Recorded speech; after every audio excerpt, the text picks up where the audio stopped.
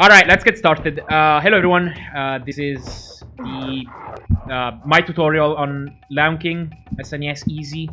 I'm mostly gonna be covering advanced strats, but I will cover some easier strats in there when I know them.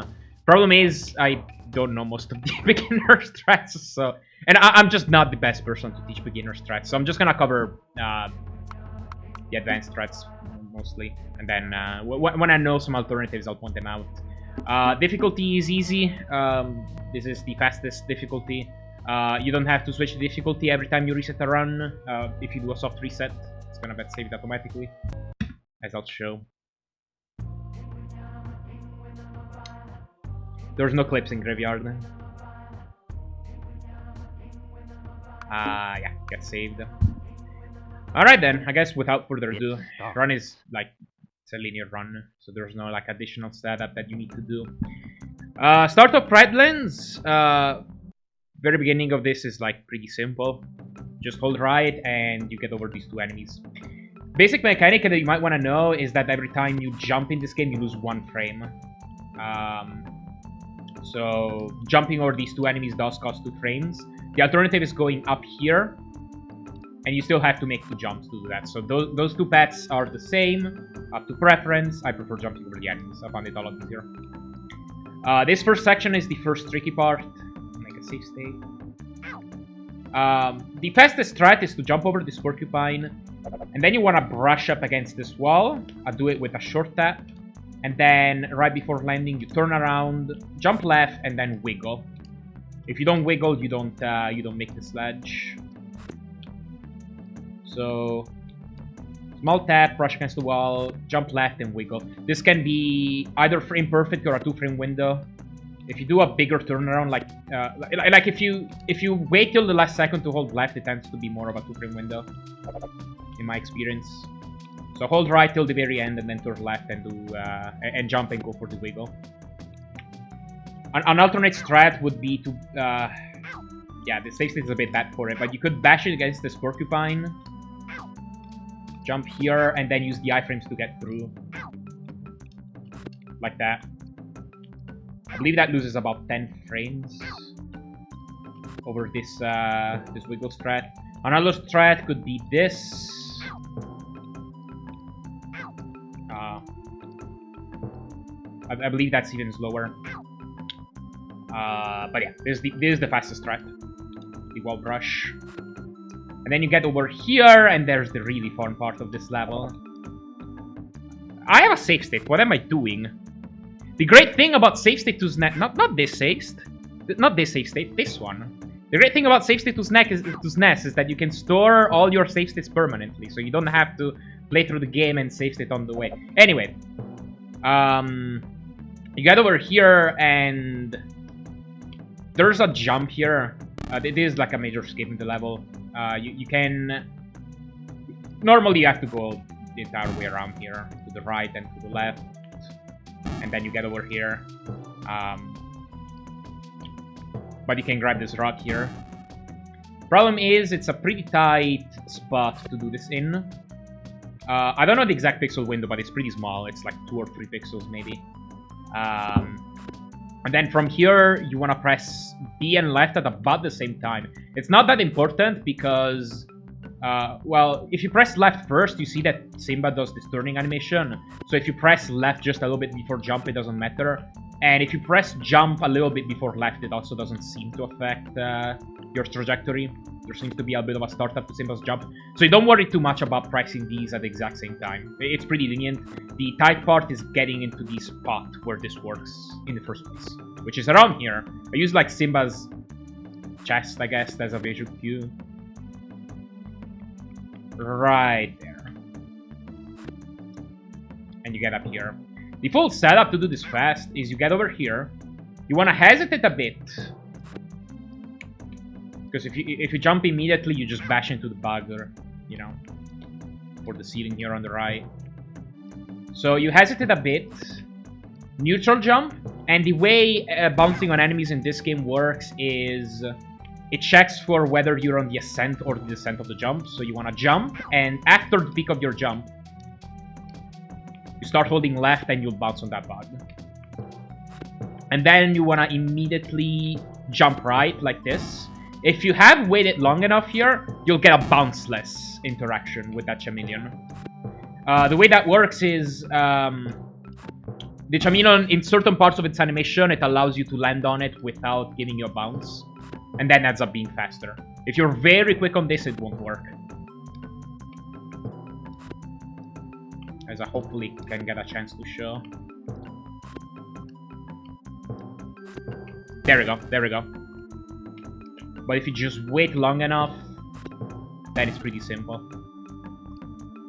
And part of the setup I do also is to brush up against this wall. So as soon as I jump on this bug, I start holding right at a specific moment and immediately jump, which will hopefully make Simba brush up against that wall and kill a lot of its speed, which is good because then it makes this landing in this spot where the rock jump works a 2-frame window potentially. As in, you have 2 frames to potentially release right and get this jump. Like that. This is probably the trickiest part of the level. Lots of resets abound. If you're not aiming for such a good time, I wouldn't recommend resetting immediately after you fail. Like, if you don't get it immediately, just try to get back into the spot and try again. It'll lose you like a second or two, but that's fine for most people. But anyway, let me read some comments in the meanwhile. Yeah, I'm done with the tutorial, but I'm making a tutorial. Welcome, other monks. Thank you, thank you. And thank you for jumping. Alright. So, from here, so one thing you could do, if you're not aiming for... I'd say you should do this until you have confidence in some of the later levels, and specifically Exile, Simba's Exile, Hakuna Matata, and Simba's Destiny. Those 3 mainly, I'd say. If you're struggling on it, or if you're gonna wanna continue runs that failed Eclipse in Exile like 3 times. If you're gonna wanna do that, and if you're not as confident in this level, go right and pick up this bug. That upgrades your health. It gives you 2 extra hits to work with. So it brings your HP from 4 up to 6. And it loses about a second to pick up. It's basically nothing. And then you get up here, and you proceed on with the level. You need to hold that left a little bit.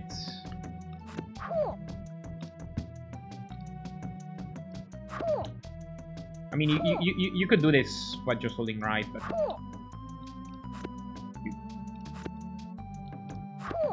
actually, I don't know if that's faster to just hold right, but it's very tight. I recommend just holding left a bit and then turning right, so you have more speed coming into this.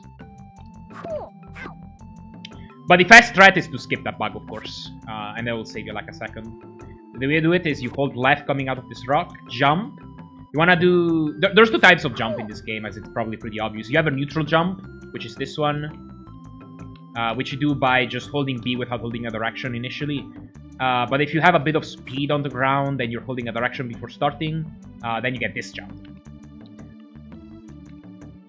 which gives you more forward momentum, and I believe also goes a little bit lower.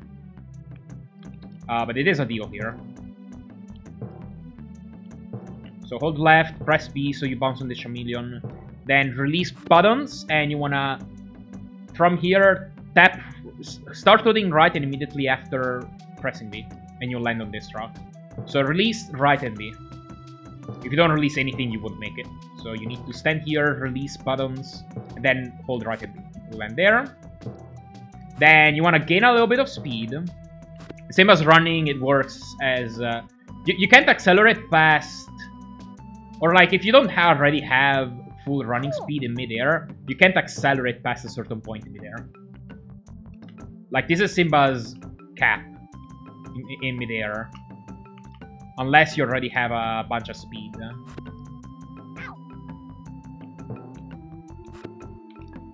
So you wanna get a bit of a running start here on the ground. And then press B to jump, that will give you a lot of speed. You wanna make it over this blue bug. And then from here, climb your way to the top with all forward jumps. Small tap, small tap, small tap. This is what this full section looks like. I have an input display here too, so if you need to you know, preference the controls. It's here, it's there. From here, I, you know, do the same thing, start holding right and immediately after pressing B. From here, you can do a full jump and then another full jump, and then here you make another full jump to run around. You don't wanna land at the very edge of this platform because you wanna have again a bit of a running start. So hold left a bit and then full jump. You'll land here. Then you wanna land on this platform. You don't need to full jump for this one. I reload the save state, but you don't need to full jump for the last platform. And then you land over here, and that's the end of the level. You're welcome, Gron and Beelzebub. I guess you don't need to full jump for this one either. There's things that entered my subconscious at this point. Yeah, you probably don't need to full jump for any of these platforms, really. But yeah, you come over here, you just jump down into the hyena pit, and... Actually, before doing that, I probably should show off what the a good level 1 looks like. Like that. If you don't make it, you know, you can just manually jump on the chameleon and keep trying the rock jump. But ideally, you'd get that one first try. End the level, and you're here. Okay. So for this one, it's actually faster to crouch and move the camera down for some reason. This is the only hyena fight in the game that is like that. Like for some reason, if you just hold down, move the camera downwards, the hyena will just jump down a few frames sooner. So do that. I also hold down right here. It won't move Simba unless I jump out of it by pressing D. Slightly after the music kicks in, you just jump on the hyena, which baits it to attack. As long as you're far left enough. If you're like too far right like this, whoop, that's not a good showcase. It's also not a good showcase. Also not a good showcase.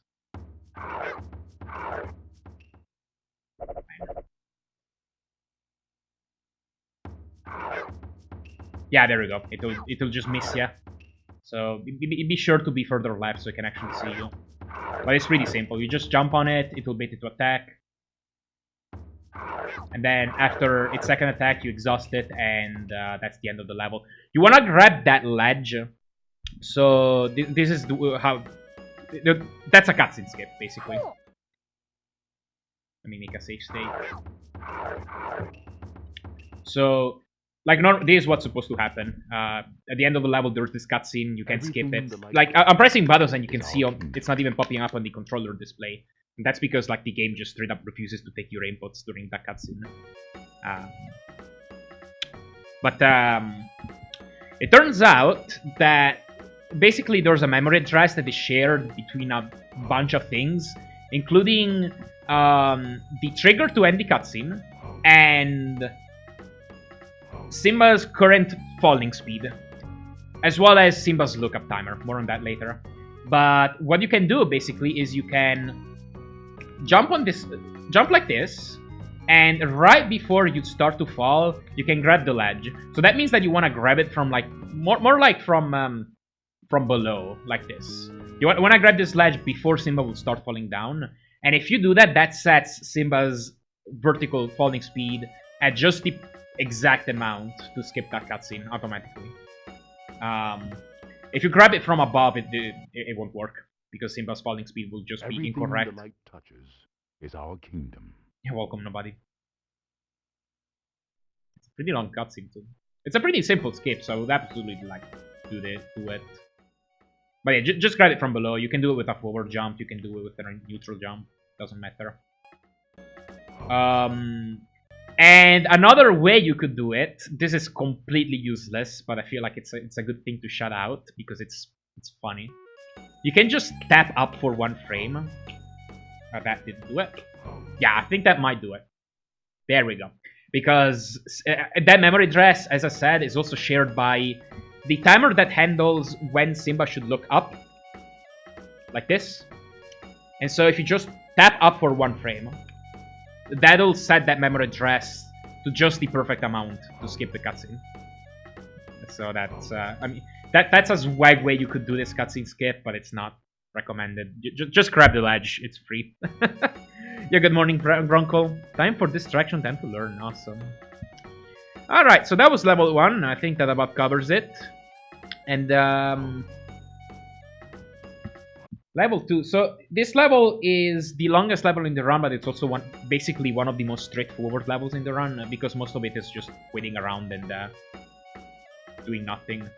So, normally, like, one of the ways to open up this level is just hold right, grab the tail, and immediately jump from it, and you get on top of the Rhino's head here. But it would be faster to just... Didn't get it. But you can jump from this platform and land straight on the Rhino's head. That is faster. But you have basically pretty little time to react to this. Because you get this fade in, you want to start holding right. And you basically need to jump immediately at the start of the level. It's pretty hard to react to. What I use is just the music, audio cues. As soon as I hear the very first note of the song, of the music, that's where I press B. Because my audio reaction time is slightly faster than my visual reaction time. And that goes for most people. So this should be theoretically a little bit easier. But it's still not easy for me either. But yeah, that's what I use. You're welcome, Nitzel. There we go. Then from here, this is the standard way to go through the giraffes. You're just gonna have to memorize these jumps. And you land over there. So jump there, and then tap jumps all the way. The last jump from this giraffe to the nest is actually a 3-frame window. You want a full jump, of course. Missed it, but I think you get the point. That's the standard way. And then there is a way to save one jump, which means you save one frame. And this is how it looks like.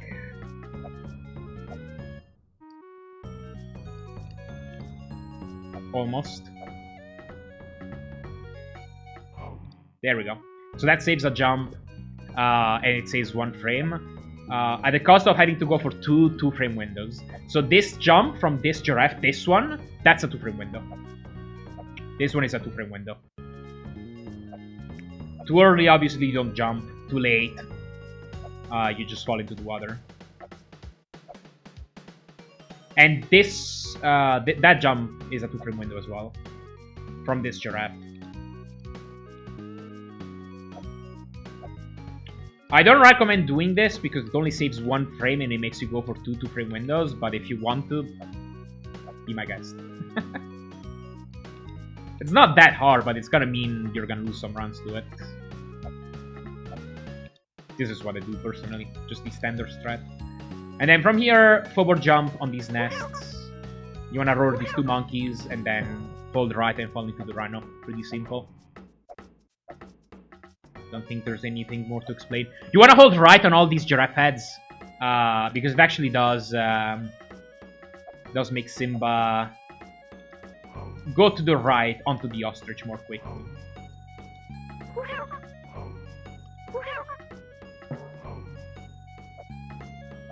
Oh yeah, you also... Okay, there is one detail that maybe I should go over. Very small detail, but it's gonna come up later as well. When you fall on this nest on the bottom, you wanna be facing right. So turn around at the last second and face right. I mean, nothing happens if you face left, but like you're gonna get this turnaround, which loses time. When you turning around to the ground is slower than turning around in midair in this game. So it's faster to just turn around beforehand, before landing, and then roaring. And yeah, hold right on this giraffe, you'll land here. This saves no time, but it's pretty cool, so I'll show it off anyway. You can get the 2-headed ostrich. You do it by crouching and releasing crouch and immediately jumping. I believe it is frame perfect. There we go. So like jumping, just to some things about the ostrich. Jumping does not gain or lose any time, but double jumping does lose 1 frame. So you can just normal jump all you want. You can go for this double-headed ostrich all you want, but double jumping will lose you time. I know Bewitcher. I always played this on SNES,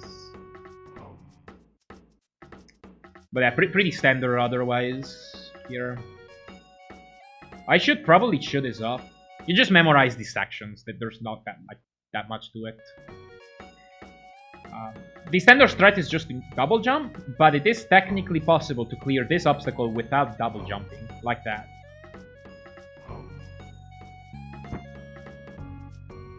It is sometimes a 1 frame window, sometimes a 2 frame window. My visual cue is just the ostrich's head over being on the same vertical line as that leaf in the middle of that bush in the background. So just about here is where I jump if I wanted to do this. The ostrich doesn't have jump heights or anything like that, so like doesn't matter if you hold B or just tap it. It's just always gonna be a 1 frame window or a 2 frame window or whatever, depending. But it saves 1 frame, so I definitely don't recommend doing that. And it's a very, very tight.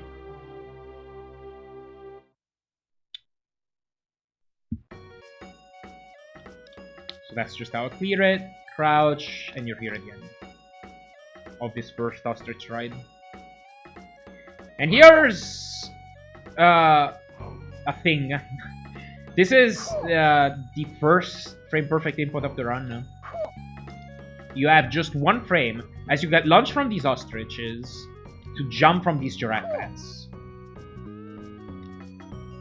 And it's right about here, or maybe a little bit later, is where you press B to do this. Right there. And if you do this, if you get this framer, you can save up to 3 seconds. The movement after this, you would wanna, since so first of all, you get to conserve a lot of speed after jumping from that giraffe head until you land, and as soon as you land, you lose a whole bunch of speed. So optimally, you just wanna do a tap jump, land pretty quickly, so that you get more of a chance to get a running start here. And so when you'll jump from this first hippo, you'll be back to being at full running speed ideally. And you also wanna tap jump this one. So tap jump, full jump. Tap jump, full jump. And this jump can be a little bit tricky. To clear without grabbing the ledge. If you do grab the ledge, it's like 1 or 2 seconds of time loss. Not a big deal, but you know, still a time loss nonetheless. Tap jump, full jump, tap jump, full jump. You can clear this all by just never letting go of right. And you can theoretically reach maximum running speed from the first hippo platform right off the bat. And you can land over here. If you do miss the framer, the backup is this. Grab the tail, jump here. You can skip the first tail. And then as soon as you jump from that last tail, you want to let go of the D-pad immediately so that you land on this nest. And then you turn around. Whoops, I'm going for the framer.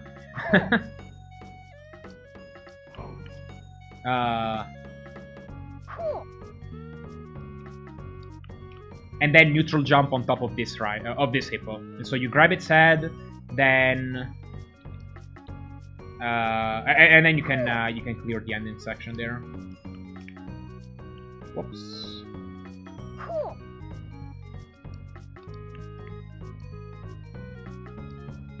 There we go. You can do that a little bit better too. You don't you can skip the giraffe completely. Actually, I don't think you even have to wiggle left. It's actually been a while since I had to do this backup because I started resetting for that framer.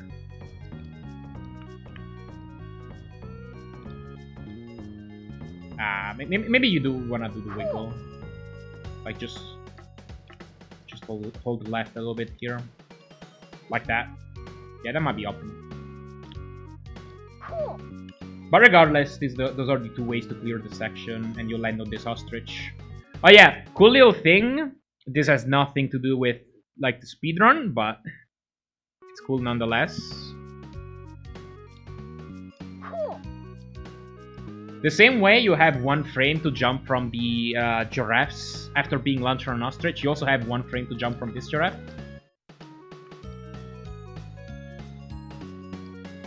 I don't know if I'm gonna hit it quickly, but... There we go. And you can... oh, I didn't even know you could die. But yeah, you can sort of glitch out that section. It's pretty cool, I guess. Probably if you jump farther, you'd get what a more normal looking outcome. Yeah, there we go. So you start running through these pink pigs, whatever. They just deal damage to you. Eventually, you run into this invisible wall, and it's weird.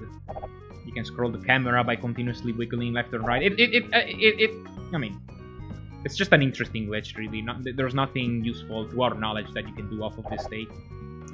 But anyway, let me clear this section just one more time.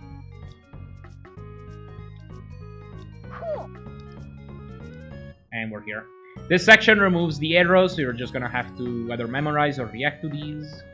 Crouch there, jump. You can go for the two-headed ostrich if you want. Yeah, this is the double jump. By the way, some people have trouble with these double jumps. The things that you want to make sure of is that you clear this pink pig, rhino, whatever it is, with the ostrich. So as you can see, like if you jump too early, the ostrich will bump into it and hit you, essentially. And you also want to clear this branch right here. This is the thing that hits you on top. So you want to double jump over it. That's it, really. It's always useful, just the 5 cents to it. Fair enough. Double jump, less jump, and that's the end of that section too. Okay, there's another frame, 1 frame window on that giraffe head. This one doesn't save as much time. The one earlier in the level saves 3 seconds. It's actually pretty big. This one saves between half a second to a second, simply because when you jump from this giraffe head, you get to keep all this additional horizontal speed. So it's a lot slower than going here at the bottom. The way you make use of this framer is by holding B, but not doing a full jump. If you do a full jump, you land on this nest, and while you're falling, you see that you have all this lag, all this additional lag. So it ends up being faster to land. Hold B just a little bit less, and you land on this nest. And when you fall down here, there's a lot less lag. The objective is to roar that pink monkey, of course. Then go left and immediately jump as soon as you come down to touch the ground. Right there, roar, hold left. Ideally, I think you want to press B for like 3 or 4 frames to render the Rhino's head. There actually is a very small optimization on the Rhino's head. If you are higher up on the Rhino's head, when you interact with it, you'll actually get thrown onto the monkey a little bit sooner. But, so like, this... I'm not sure if I can get a good example. Yeah, that is faster than...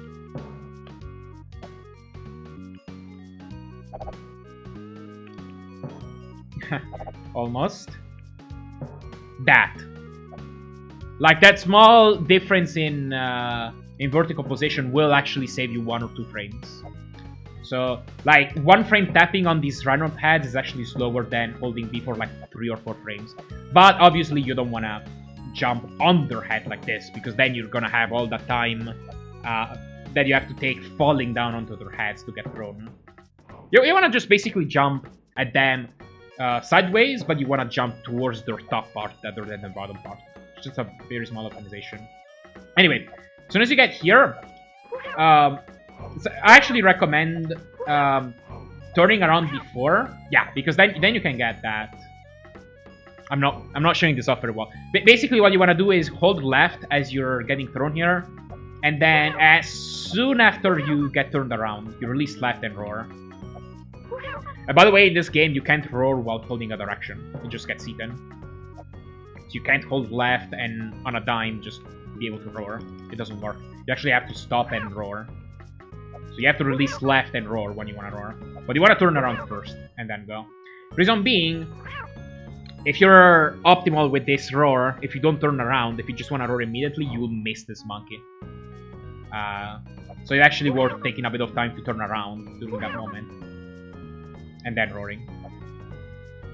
But after you do that, start holding left again. You want to jump over these logs. And then my visual cue to jump onto this rhino is towards the end of this checkpoint here.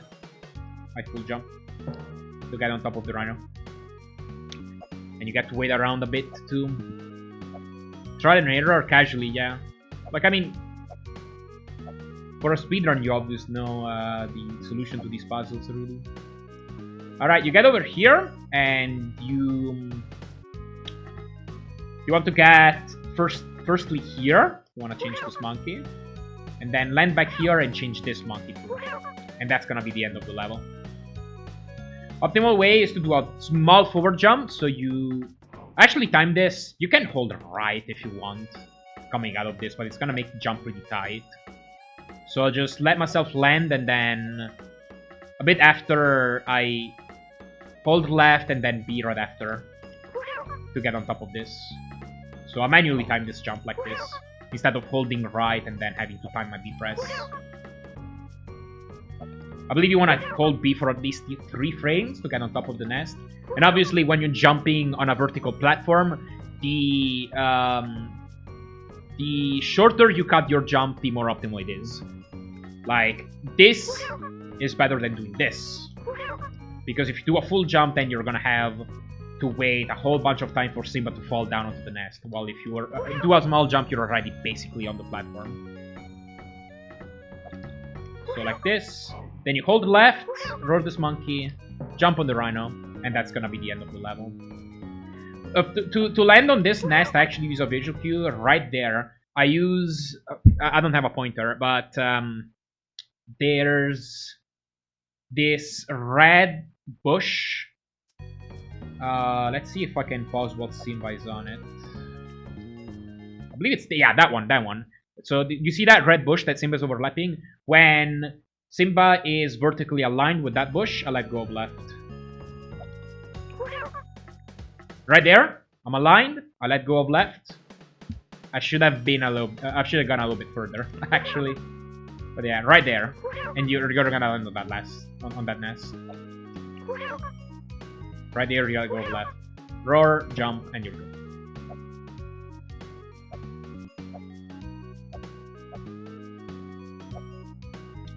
You're gonna get thrown to the end of the level. You actually do want to hold right still, because again, when you land on a giraffe and you hold right, you're gonna slide off the giraffe more quickly.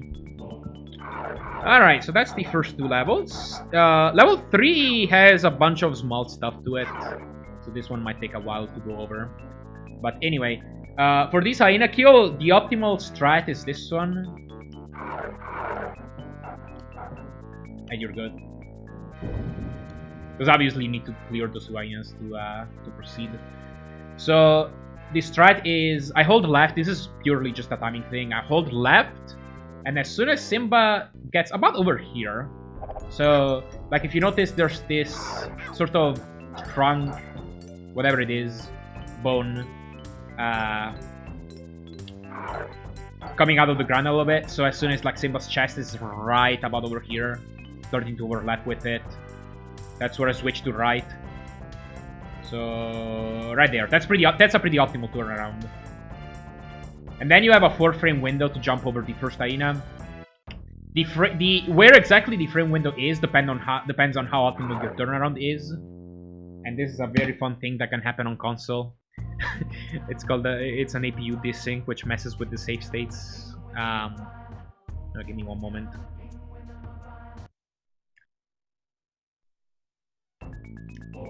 But yeah, if you get a very optimal turnaround, that's not an optimal turnaround. Don't roll when you're turning around. If you're holding down, you're gonna get this roll, and it's gonna mess with your movement. So I personally, when I turn around, I actually do it more with the top part of the D-pad, so that if you hold up during the turnaround, nothing happens. It's completely fine. Just a thing to keep in mind. But yeah, then the visual cue, if you get a pretty optimal turnaround, is further right, essentially. Right, even a little bit sooner than that is when I jump. There, and then you want to jump forward, bait the second hyena, and then you start bumping them. If you do smaller jumps while jumping on them, it's more optimal because again, you get to jump on them sooner. You don't want to turn around too soon, otherwise, like, you're not gonna be able. You're just gonna bash into them, obviously, like that. Well, if you get a slower turnaround like this one, then you're gonna wanna jump over the first hyena sooner than that. So like further left, like maybe here is when you jump. Okay. If you don't like this strat, this saves, I believe, around half a second. The easier strat is to stand about here, just wait in place. As soon as the hyenas jump at you, neutral jump, and they'll just group up like this. Gonna be able to jump on them both. That is about half a second slower, I think.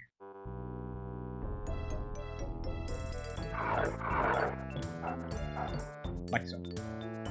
Oh yeah, and to get this optimal door also, since if you're brushing up against the door and then it collapses, you're gonna have to reaccelerate a bit.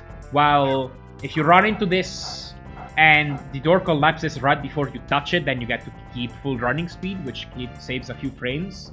So to set it up, I do this. Like I hold left coming out of this jump on this last hyena, and then I release left briefly before landing, and then I repress it. You can even be a little bit faster. Sort of like that. Let me just do it from the beginning. Show it off just a little bit better. That's what happens when you jump a little bit too early. You hit the backside of the hyena. Yeah, that was a pretty good one. And then this jump into this save state is with the old strat. This jump down into the hole is a 3-frame window. Right there. That's a 3-frame window. The visual cue is right here when Simba's. The one I use at least is when Simba's paws touch this part of the ground. This little curvy line here. Obviously, you want to be at full running speed. And then you just keep holding left, and then you want to jump down this ledge. So a little note about jumping down ledges versus walking down. Walking down ledges, you do it like this. You walk down, and then if you turn around, you grab this ledge, which means you're gonna have to hold down to. I need to make a save state that's a little bit closer. I don't actually have it listed here, but you're gonna have to hold down to let go of the ledge immediately. And then right before landing, you'd release down so that you don't buffer a roll. And that's it. Jumping down, the way you do it as young Simba is by jumping and then still grabbing the ledge. So like you still want to get into this ledge grabbing pose and buffer a down press to clear it. This does save about 3 frames, if I recall correctly, over just walking up like this. Potentially.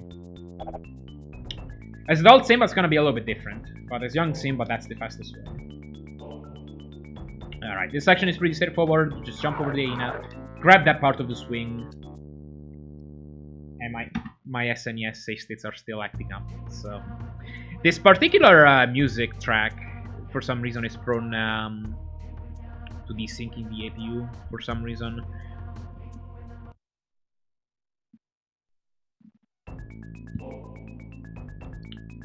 But yeah, again, this is pretty straightforward. Grab the swing, go over there. And for some reason now the sounds are glitched up. Oh god. Okay, if you all don't mind, I'm just gonna use a different music track. Because actually, like, the next time the game tries to play a sound, then the game freezes. So, I'm not resetting for no reason. Like, I actually can't play without, with that. I've never seen the game crash with this music track, so I'm just gonna use Pridelands. Okay, over here, these vultures are gonna have RNG to them. Your strat doesn't change for the first vulture. You're just gonna wanna jump over it, really. And from this safe states, I always get the same RNG. It's not gonna be a big problem. But like, if I run around here a little bit, I should get different patterns. Maybe I can go back, interact with the hyena a little bit. That was slightly different, but still not.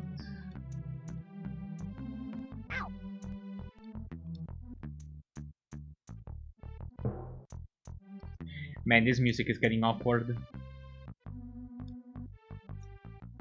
I want to show off, like, sometimes this vulture can get in the way. Like, you can jump and you'll hit it. Like, it's not gonna be a big deal, but, like, it can take flight pretty soon. And as you're trying to jump over it, you'll get hit. And, like, you just keep holding right as normal if that happens. It's nothing really that bad, but, it is a thing that can happen. Let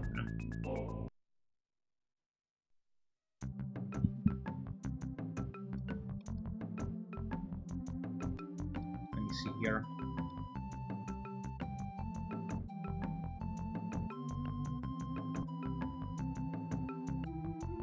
Yeah, still can't get it to happen. But yeah, trust me, like, this first vulture won't be much of a problem. You might hit it a few times, you might bounce on it, but it's not gonna change your strats much. Here, you wanna clear this with a jump, because this is a slide, and slides lose time. And the way you clear it is by tapping B a bit. You don't want to do a worm frame tap like this. But you do want to hold B for a few frames and not for a full jump. Because if you full jump, you bump into the ceiling. And you still end up sliding a bit. Which kills some of your speed. So just do a smaller jump and you should be able to clear the whole slide. If you bump into the ceiling, you start falling down much sooner. So that's why it's usually bad. And then here, this second vulture is the main thing. So, the best gamble, in my opinion, is to get ready to see if it takes flight right up until here. And if it still doesn't take flight, then you can try to jump over it. But in this case, you should be able to see that it takes flight pretty soon, and so you would want to change your strats to roll. This vulture is gonna keep you on your toes. So like, if you see it takes flight pretty soon, just roll. Just tap down and go through it. Otherwise, on a different safe state, you just let's see. I still don't have a safe state at the vultures.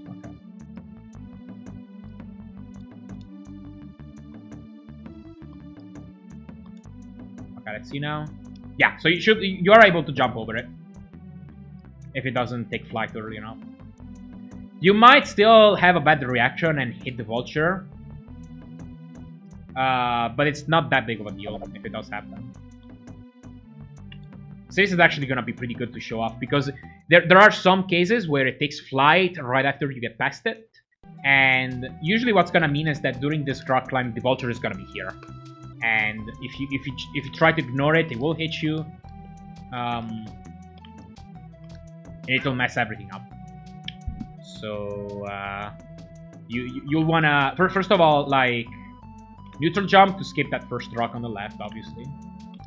And then you'd want to wait just a bit here until the vulture is past you, and then you can finish the climb. And also, by the way,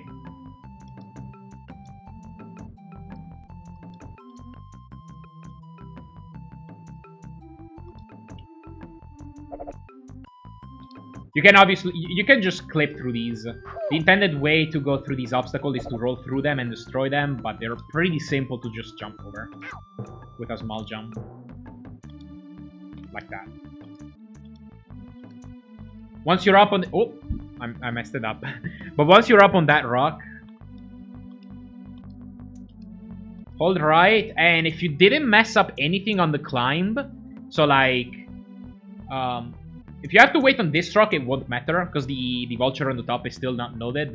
But once you're here, you don't want to slow down too much or do anything weird. Otherwise, this vulture could be in a weird spot. If you did the climb correctly, you can just roll through it immediately. Don't hold down too soon, or else you'll bow to the vulture like this. But yeah, it has a timing to it. You should be able to just roll through it and keep going.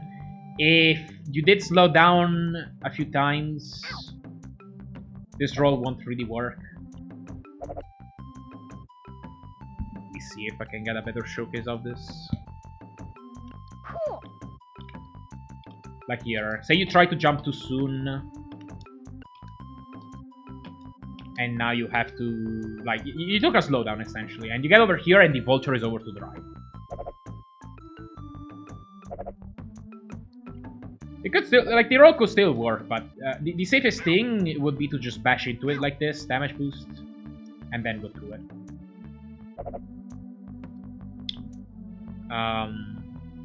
So yeah, that's how you get through that. And then you'll want to jump up here.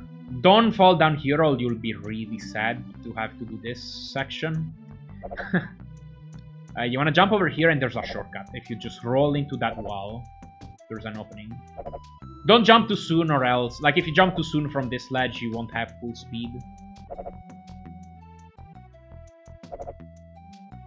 And you won't make it, and you'll be sad. You'll be sad.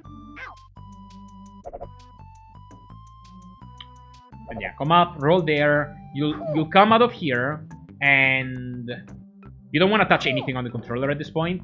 You just let yourself fall down naturally on top of that vulture. You'll kill it, and then you want to do a small wiggle. Hold left, then land. Let yourself get a bit of a running start, and jump to the other platform. Like this. An old strat used to be to just... I don't even remember how this worked. Yeah, you just grab this ledge. But that is lower by a few frames than this other strat. So yeah, you arrive at this checkpoint, then this is the geyser section. I haven't really explained rock climbs, but basically, there's a part of Simba's animation grabbing these rocks where you can't jump. Like, if I try to jump there, it's not gonna work. And once Simba is like fully lodged into this ledge, then you can press B to jump. Do what's most comfortable for you on these climbs. Most people actually mash these like this.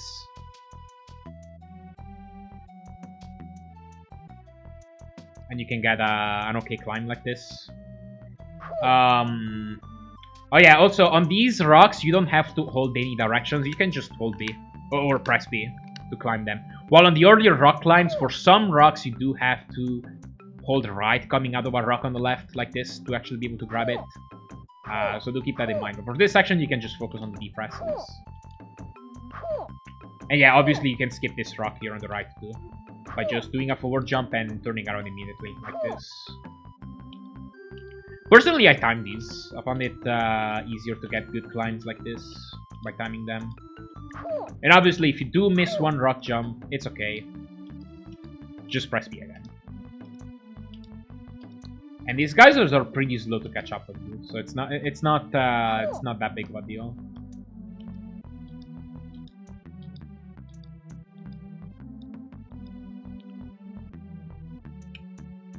And yeah, you get over here, climb the ledge, and this is the hardest part of the level, in my opinion. It's this upper section. It will take a bit of practice. You can do this whole section without letting go of left.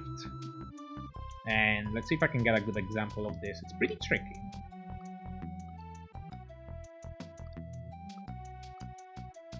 Keep getting my jump eaten there. It's not a good sign.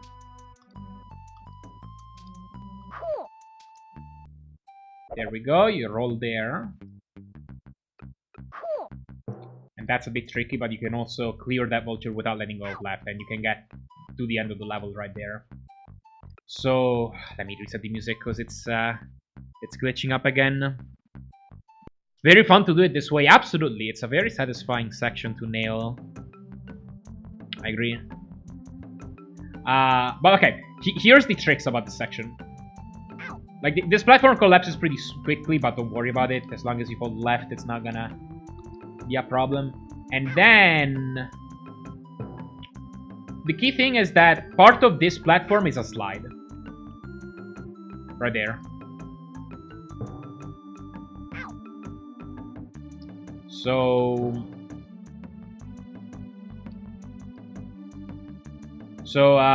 basically you want to land further right than it looks. Like, this is still acceptable, but like right here you slide and slow down.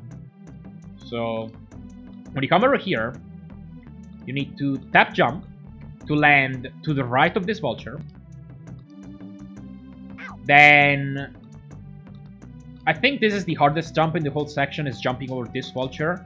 And you want to do a high enough jump to where you get over the vulture, but small enough to where you don't land on the pit right here and like go back to to the bottom section and cry like this.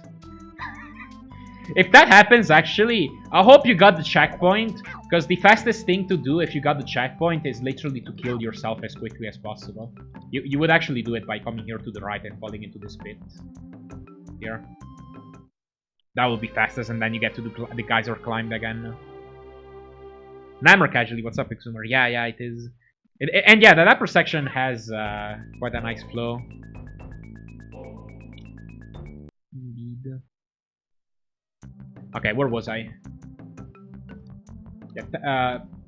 Get here, tap jump. Like, it is a deal to do as small of a jump as possible here. And then you can jump over this vulture. And then, as soon as you land over here, you also want to tap jump as lightly as possible. And then from here, you want to jump over here to this part of the ledge. You're gonna have to hold B for different amounts depending on how far you are. Usually doing a tap jump is pretty safe there, but you know, you can get away with a slightly bigger jump too.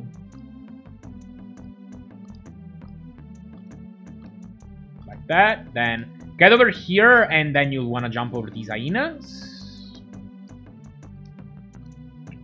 My visual cue for this... Oh, I grabbed the ledge. Great. Let me redo this.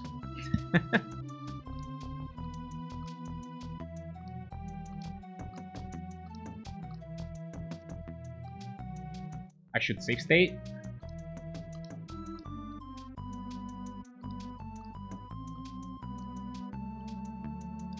Okay, there we go.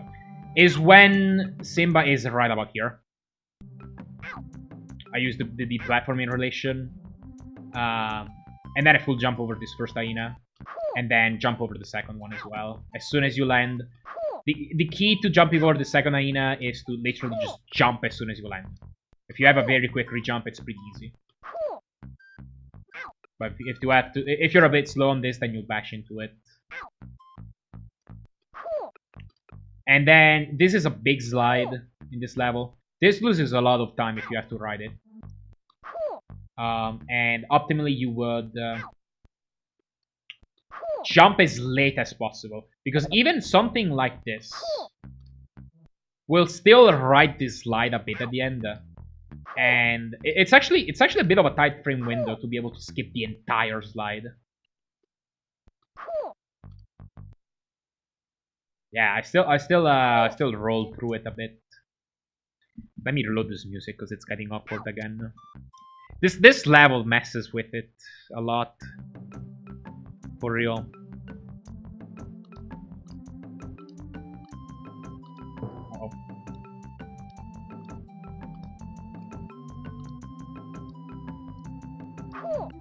And yeah. You cannot full jump here, otherwise you bash into the vulture. I believe the max you can get away with is 5 or 6 frames of holding B. If you jump too high, you also get a splat. I don't know if I can show it off in any good way. Maybe by slowing down and doing this.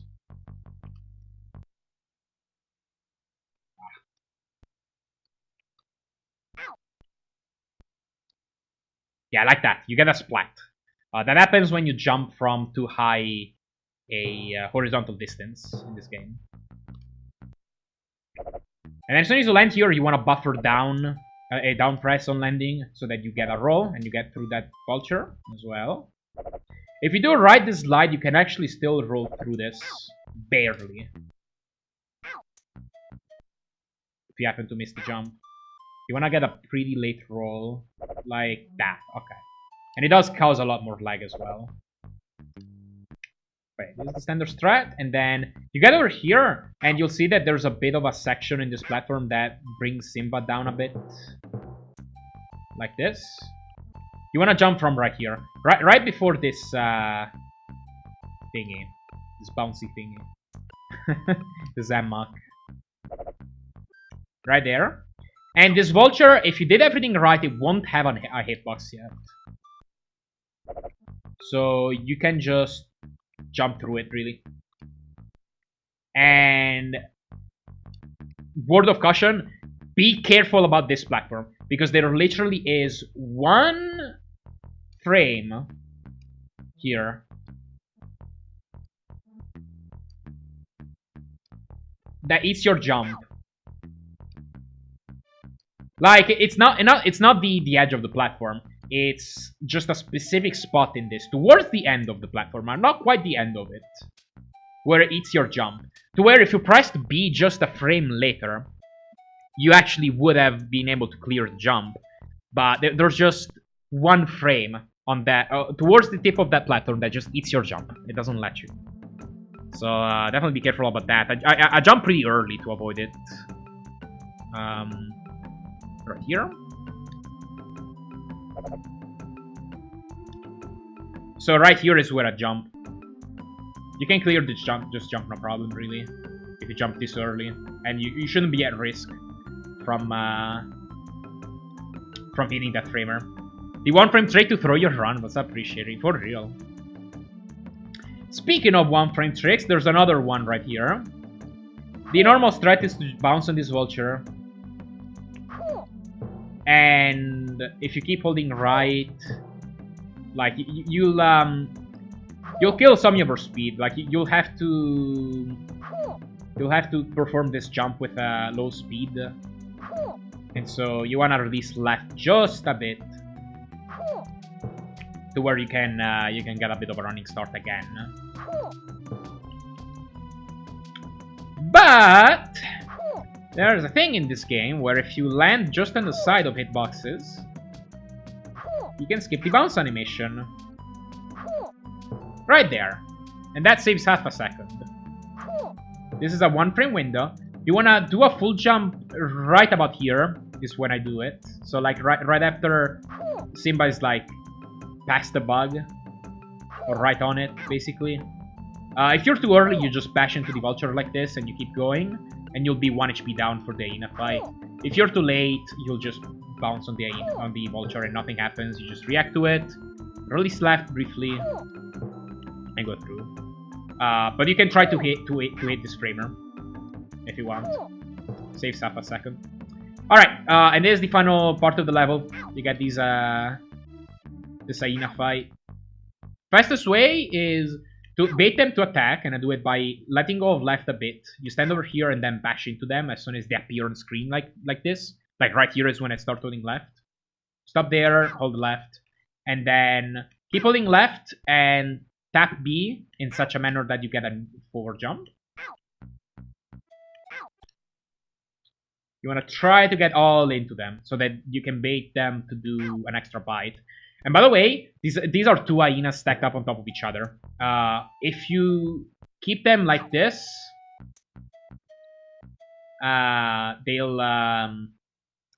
they'll sync up and do the same actions.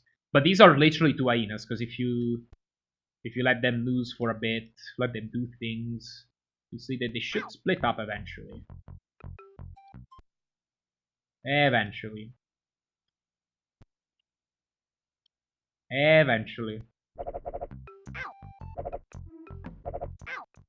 Okay. Bad example. Yeah, thank you, Diziratum.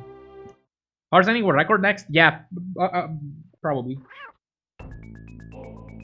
Let me try use the elephant graveyard music. Maybe it will work out for a bit.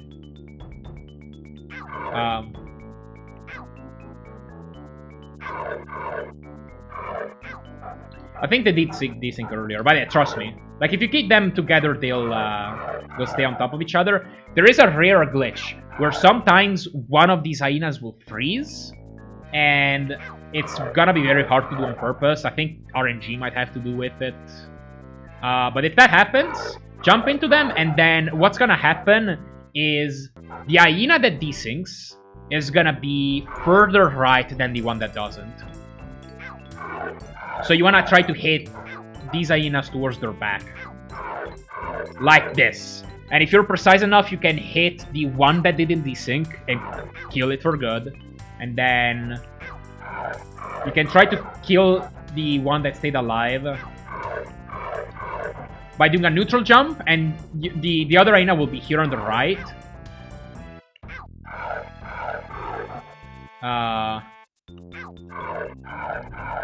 Neutral jump, it'll jump, and then you bop on it, and you'll be ready to fight the last one. Because the trigger for the last hyena to fall down is for any of the two to be killed. So as long as you just kill this the hyena that didn't desync before the other one, you won't lose any time. So you're good. But if they don't desync, then you just bounce on them like this.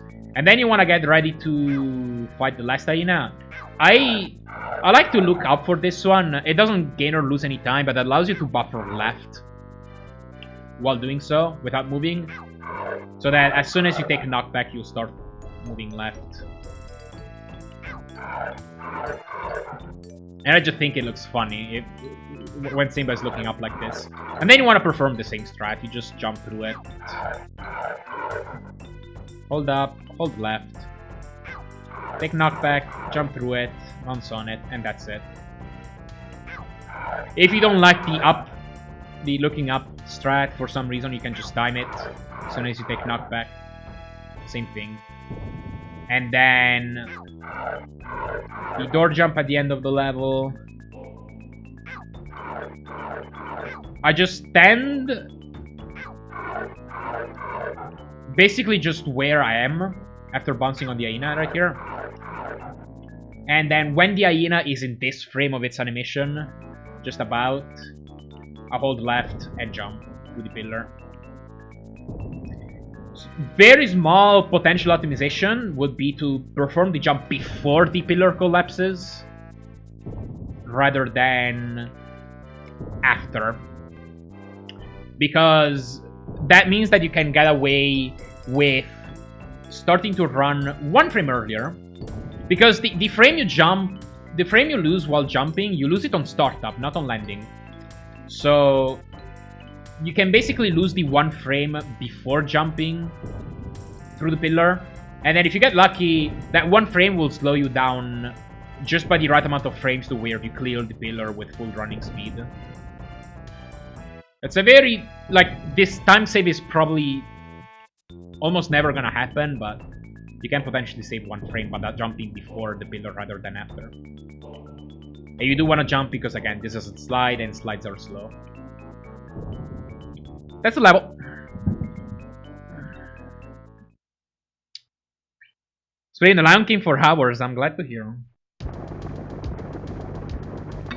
Alright, this is the hardest level in the run. Let me have what are my 100 save states that I have for this level. Get over here and let go of the controller. If you do this right, you'll get hit by exactly 3 wall beasts, and then you'll just have 2 rocks to jump over at the end to not die. But you can literally just stand. It's a spot here on the left. I use the lives count on the bottom to line up Simba. So I just want Simba to be just a little bit further. How do I explain it? Like, I want Simba's right side to just be a little bit like I don't want Simba to be completely aligned with this number. I want him to be just a little bit further right. And actually, I got hit by a rock that I wasn't supposed to because I was just a little bit far right. Yeah, this should be good now, I think. I just want to show off that you can literally just not even touch anything on the controller if you just stand on the spot for most of the level. Yeah, none of these wall beasts will hit you. Nor none of these rocks.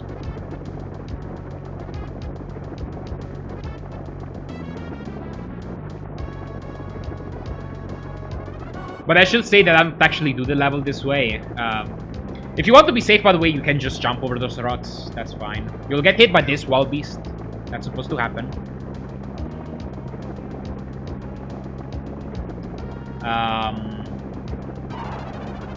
And then I'll just...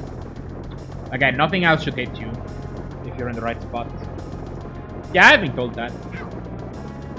Yeah, get by the wall beast, and then you'll just have to jump over these two rocks. You'll be left at 1 HP. And then you just end. That's the end of the level. It's an auto-scroller with no opportunities to gain or lose any time unless you pause the game or die. So... basically, as long as you clear the level, you're good. I do a mix of these two. Like, I stand here. I stand in this spot generally. But I actually do dodge the wall beasts that would normally hit you. So I jump here to the right and then go back left. And I'm safe. This is even safer, essentially. It just, just manually dodging these wall beasts does mean that you have to do some inputs during the level. But it basically guarantees that you're never gonna lose runs. Because I have tried standing on this pixel and not doing anything, but then what's gonna happen is that things that are normally not supposed to hit you do hit you because you were just in the slightly wrong spot. And then you're in trouble because you have to dodge stuff that you're normally not used to dodging, and you can lose runs that way. So I just started dodging the wall beast that normally hit you, just to make this level even safer. And then you can jump over these rocks, or you can just get hit by them. Doesn't gain or lose any time. You just lose health, which doesn't matter. That's it. That's the level. Kill him. Moving on. Exile is a problem. So to explain this level, there's falling rocks that fall where you currently are. If you hear them and start moving, then you'll be able to dodge them. But the problem about this level is that you keep going left and right. So, like, if you're up here, for example... yeah, right here. A rock starts falling on you, you keep going, and now the rock is over here. And you might have to dodge it. Hang on. Like, a more destructive example would probably be further right. Hang on. Right there. That's terrible.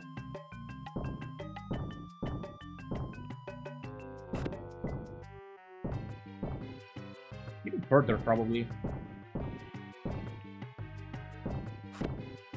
Yeah, then they can hit you like that. So...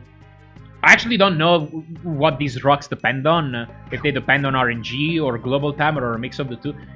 I'm pretty sure they don't depend purely on RNG. But like, there's another factor to these that I haven't identified. You're just gonna get hit by these sometimes. And unfortunately, in some occasions, it's just gonna mean the end of the run. It is the unfortunate truth about this level, unfortunately. But the strats that you're gonna wanna go for this level. You wanna jump down all these ledges. A jump when Simba touches this bush in the background. You just do kind of a mid jump here. Drop down the sledge. Then full jump right here. Right after Simba's just past this other bush in the background. You can full jump because it's pretty normalized here. And you get down here. By the way, about ledge drops. Some ledges you can just buffer a drop through them, like this one. Like you can hold down well before actually grabbing this ledge. And you'll get dropped automatically. But some other ones, for some other ones, it doesn't work, and I have not determined what the criteria is. But like the ledges that you cannot do that on are fixed, so I'll just point them out when I get them. These ones you can just buffer.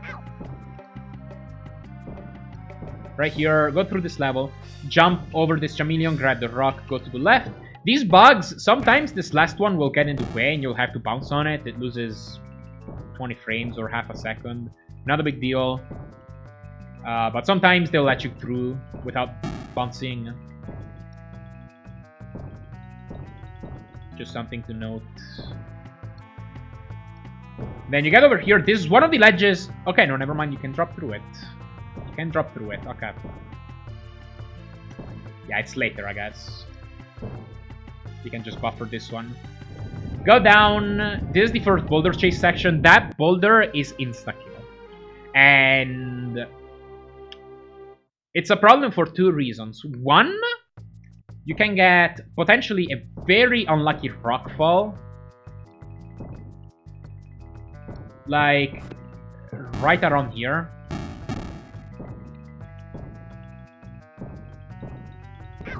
Yeah. Or even further right. And you just won't have enough time to clear this. If you get that rock, it's just unlucky. It's just gonna mean you die. There's nothing you can do about it. So, sorry. But yeah, you would normally. Oh yeah, that's the bugs just clearing out of the way for you. But yeah, you will normally just go through this boulder chase, roll through the porcupine, get here, and this is one of the ledges that you have to time a down press on. If you are grabbed on this ledge, the boulder won't hit you. But what will happen sometimes is that you'll try to press down too soon, and then you'll realize that you haven't dropped through the ledge. And you'll try to press it again, and it's gonna put your hitbox in such a way that you'll get hit by the boulder. It's just an unfun piece of jank that, you know, you're gonna have to be mindful of. If you see yourself not drop down, maybe just wait before trying to drop again. Wait till the boulder is past you. Like this, and then you can keep going. But yeah, otherwise you just time this ledge drop. And then the way I clear this section is with a full jump. I get a bit of a running start, full jump. Grab the swing immediately, do a wiggle. And what that wiggle will allow you to do is to land on the right-hand side of this platform so you can get a running start again. And get full jumping speed again. And then just over these porcupines and chameleons, that's another ledge where you just have to time the down press.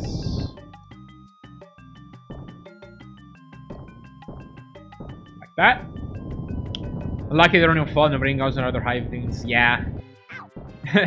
Possibly Bronco. Yeah, you don't for sure. But yeah, second boulder chase, if a rock does hit you and slows you down, you can actually use this gap to jump over the boulder. So you take knockback, jump over, and then you can keep going. And it's completely useless, but there's also a ledge here that you could use to dodge the boulder. But you don't have to grab the ledge. You can just kind of jump over the boulder. Reflect on the game before doing it. I'm not going for 4x skip. I am not. Exaggeration, you can cry and resets. Yeah, you can do that with sharing. Definitely. Yeah, I will show it. I will show it, Bronco. I'll show all the additional clips in this level after going through it. Right here. Oh my god, I killed the music again. The whole reason why I reloaded save states is to reload the music. Okay. Please. But yeah, you get to the end of this chase. And this is where you have the first clip of the level. You definitely want to do this one because going the long way around is slow. Let's put it that way.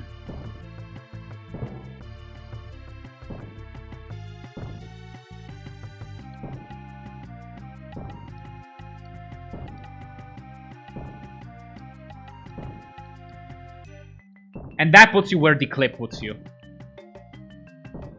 So, give this a try.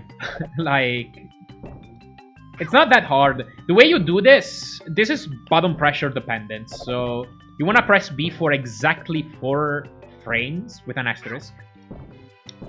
And no matter the... unless you're very far out like this. And even that works.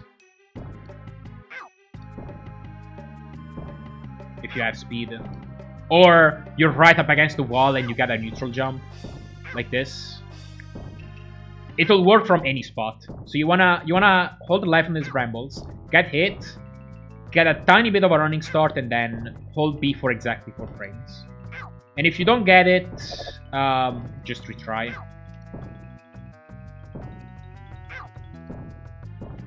I'm trying to not get it. There we go. Let go. Take another hit and try again. If you grab the ledge, that means you held B for too short an amount. So that means you held B for 3 frames or 2 frames or whatever. If you go above it, that means you held B for too long. So at least 5 frames. Now, there is a 2-frame window here. Where you can hold B for 5 frames and still clip. I actually do set this up. You wanna land far enough right on these brambles to get just a bit more of a running start, and then right about there, man, Simba just had to disappear there, didn't he? But yeah, right about here is where I'd make the jump, and you have a 2-frame window to tap B for 5 frames, and you are still able to clip. So that means that from that spot, you can hold B for 4 or 5 frames and be able to clip. You can recognize a 4-frame tap by Simba clipping towards the right side of the wall, like this. That's a 4-frame tap. A 5-frame tap makes Simba pop out on the left side of the wall. What are these noises? Like that. Like that. That's a 5-frame tap. That's a 5-frame tap. But yeah. Regardless, like, you want to let go of left shortly after clipping. Don't let go of left too soon, or else you'll, like, you can miss clips. Like that. I would have clipped, but if I let go of left too soon, and so I just ended up grabbing the ledge. But yeah, after you clip, again, normally you'd have 2 extra HP to work with, so you'll get a bunch of attempts at this. Whereas if you skip the health bug like I am, you have essentially 2 attempts at this clip. Because you have 4 HP, so that means you can take 3 HP of damage. And you can try this clip 3 times, take 2 HP of damage, after which you still want to keep 1 HP spare for the last clip of this level. Technically, you could try 3 times, be left with 1 HP, and then grab the checkpoint, Death Warp, to refuel your health, and then try the last clip. Or you could try to do a damageless last clip, which is also pretty slow. But yeah, regardless, you'll have a couple shots at this. Once you're here, jump down this ledge. You land over here, grab that platform. I have a pretty unlucky save state where the boulder is just in the way. You can barely get under it sometimes.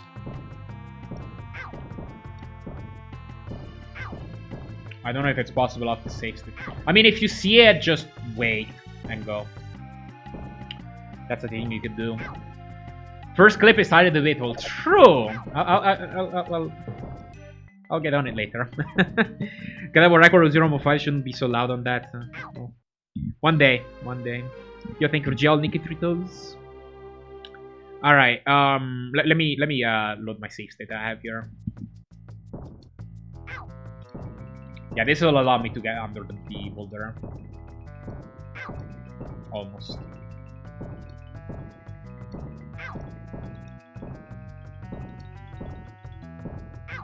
Come on. There we go. Okay. Why the clips work? Oh, it's just the corner of platforms that allows you to clip. In general. It doesn't work on every ledge, but yeah, that's the general theme. This is a ledge you can buffer down on again. And then you wanna come into the section. You wanna do tap jumps over these porcupines.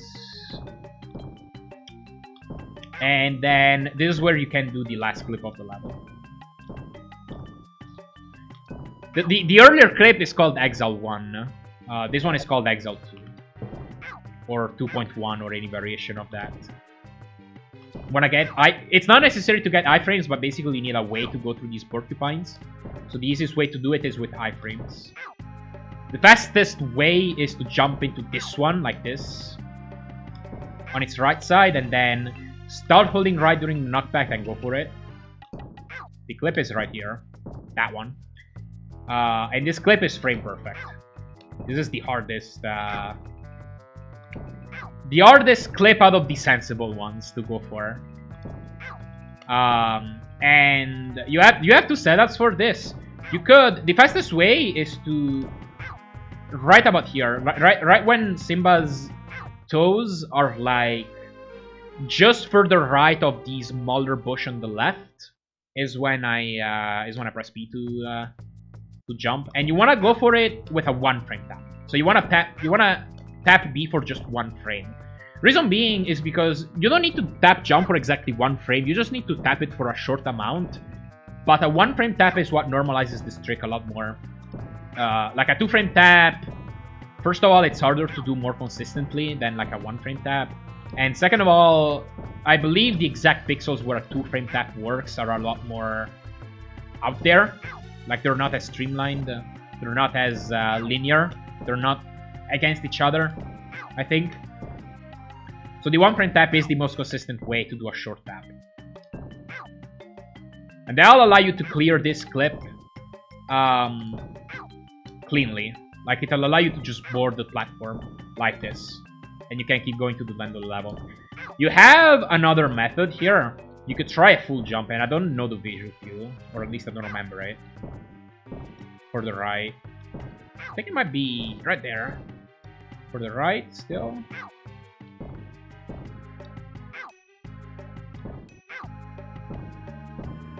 For the left now.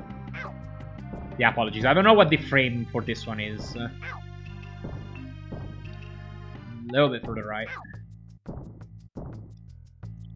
Reliable? Yeah, it's not exactly reliable. There we go. Problem about the full jump setup is that you grab the ledge. Because you bash into the ceiling, which kills a lot of your vertical speed, and so you don't quite make it as far. That loses about 2 seconds. So the fastest way is to do a short up here, so that you get to keep more of your horizontal speed for this. This is pretty tricky. It might take a bunch of tries to get this one. And at a higher level, it's just a high source of resets. But it does save a lot of time, because, I mean, the long way around is still something like this. This one, you skip less than you skip with the first clip of the level, but... or, you know, the earlier clip of the level. But it's still pretty significant. You can get these clips to work sometimes. I believe if you're 1 or 2 frames early with a 2-frame tap, you'll get it still. But yeah, it's just a 1-frame window, and you want to do a 1-frame tap. Welcome, Reba. Reba, by the way. Tessa's doing more clips, or just the only ones doing it in real time. Yeah, they're doable, but they're not, you know. I'll show them in a second. I'm almost done with the level. There are more clips that you could go for. Reliably kill your runs, I guess so. Think on the life and save some time if you go for the full jump setup.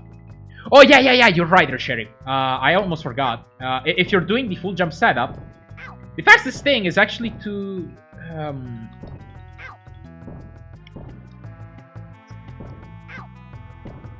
do it like this.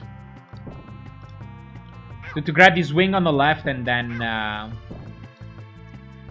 board the platform. But you need to start holding left shortly after clipping. I don't know if I've said hi to what moon guy, but hi. Okay. I mean, I've shown this off once. There's no need to repeat it. But yeah, I'll show off the end of the level now. There's literally just one jump. Grab this wing, jump immediately, just keep holding right, you land on the platform, and that's the end. Never come back. We'll kill ya. That's for Exile. If you're not going for as great of a time or racing, once you do Exile 1, I'd recommend grabbing this checkpoint.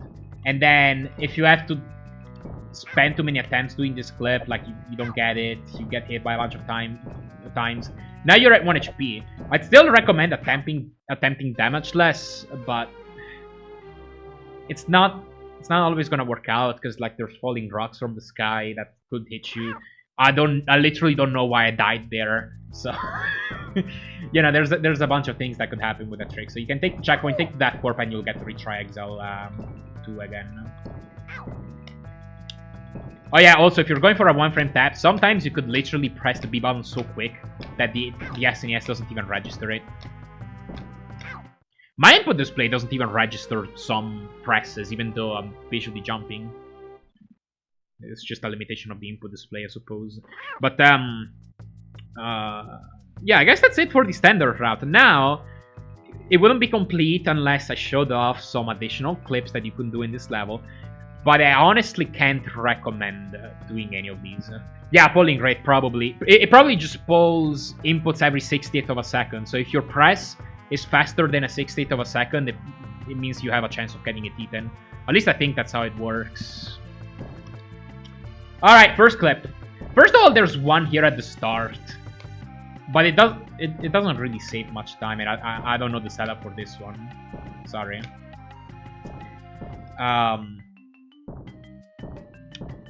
This one is the one that saves the most time in the level. Setup for it is coming down here. You grab this ledge, and when you grab a ledge in this game, you normalize your pixel value because Simba moves at 4 pixels per frame, and so that means that there's gonna be some pixels that you skip while running around. You'll go from pixel 4 to pixel 8. So if a clip only works on pixel 6, you're not gonna have a frame window. But grabbing that ledge normalizes it, and even if you don't grab the ledge, if you brush up against the wall, you also normalize your pixel value. So you're fine either way, as long as you have a setup from here. What I do is I then bash against this chameleon, start running left, and you have to make a 1-frame tap for this clip. This time it's actually mandatory. Otherwise, if you hold B for too long, you start boarding this platform here on the top.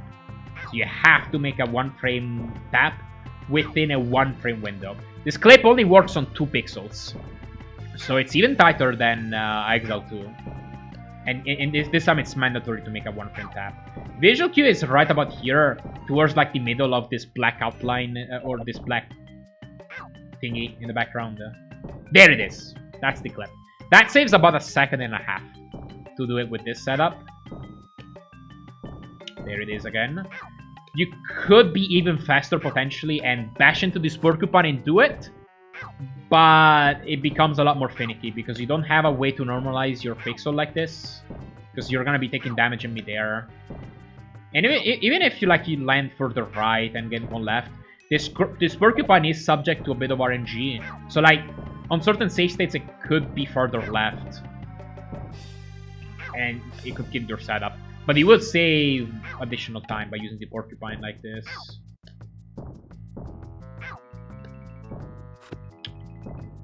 But yeah, if you're gonna go for this one, I'd recommend just using the chameleon and then going for it. Saves 1.5 seconds.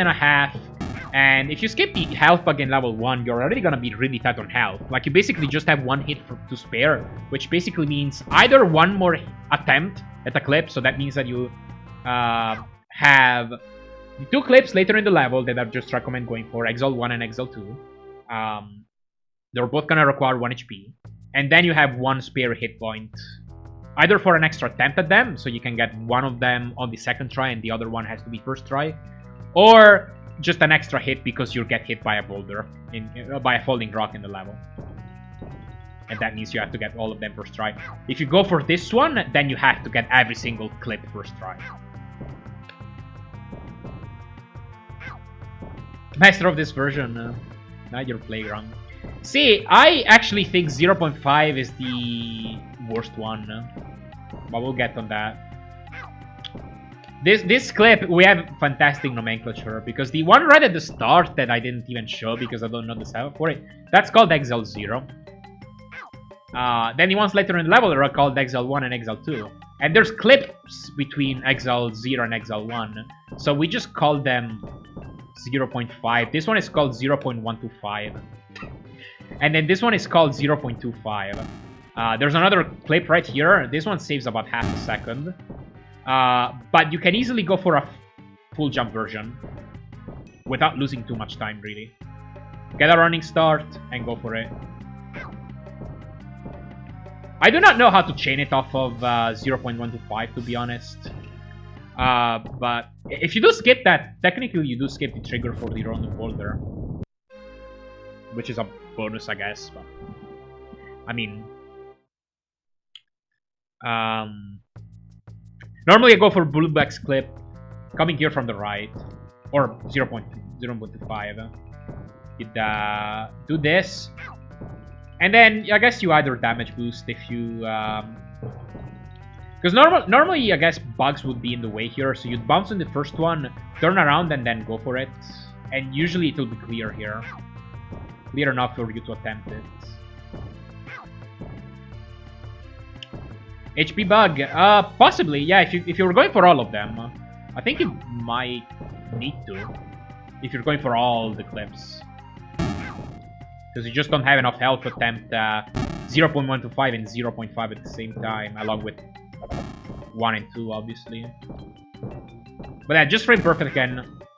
The usual key is right about here, when Simba's paws are touching this part in the background. And if you're frame perfect, you can hit it. This one saves about half a second.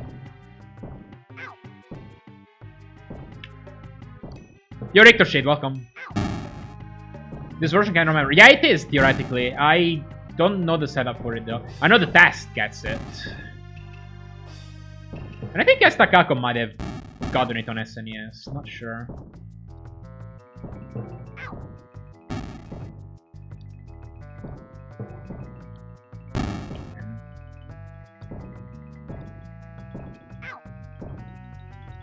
Yeah, I can't get it again.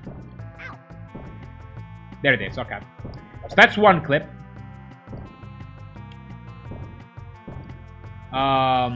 Then later in, I guess I'll go through the level. I don't want to misdirect anyone. I want to like play through the level and show where it is. This is where the other clip is. This is called Exile 0.5. And this one saves a little bit more. It's like a second. The setup I've seen is to drop down, get hit, and hopefully try to kill the chameleon at the same time, and then you turn around and go for it. With a one frame tap, you jump right about here, when Simba's paws are like towards the middle of this rock here. A little bit later, maybe. There it is. Or you can go for a full jump version, and you'd have to jump sooner for it.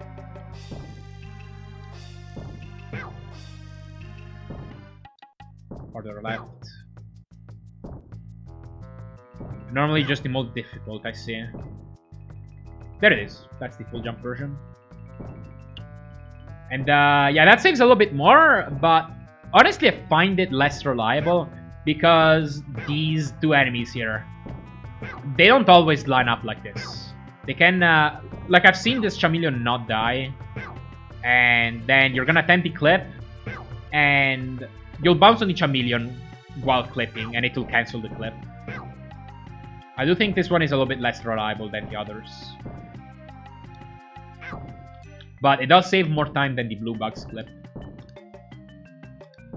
And I mean, if you're a madman, like, those clips save a lot less time than the others. Like, we're talking...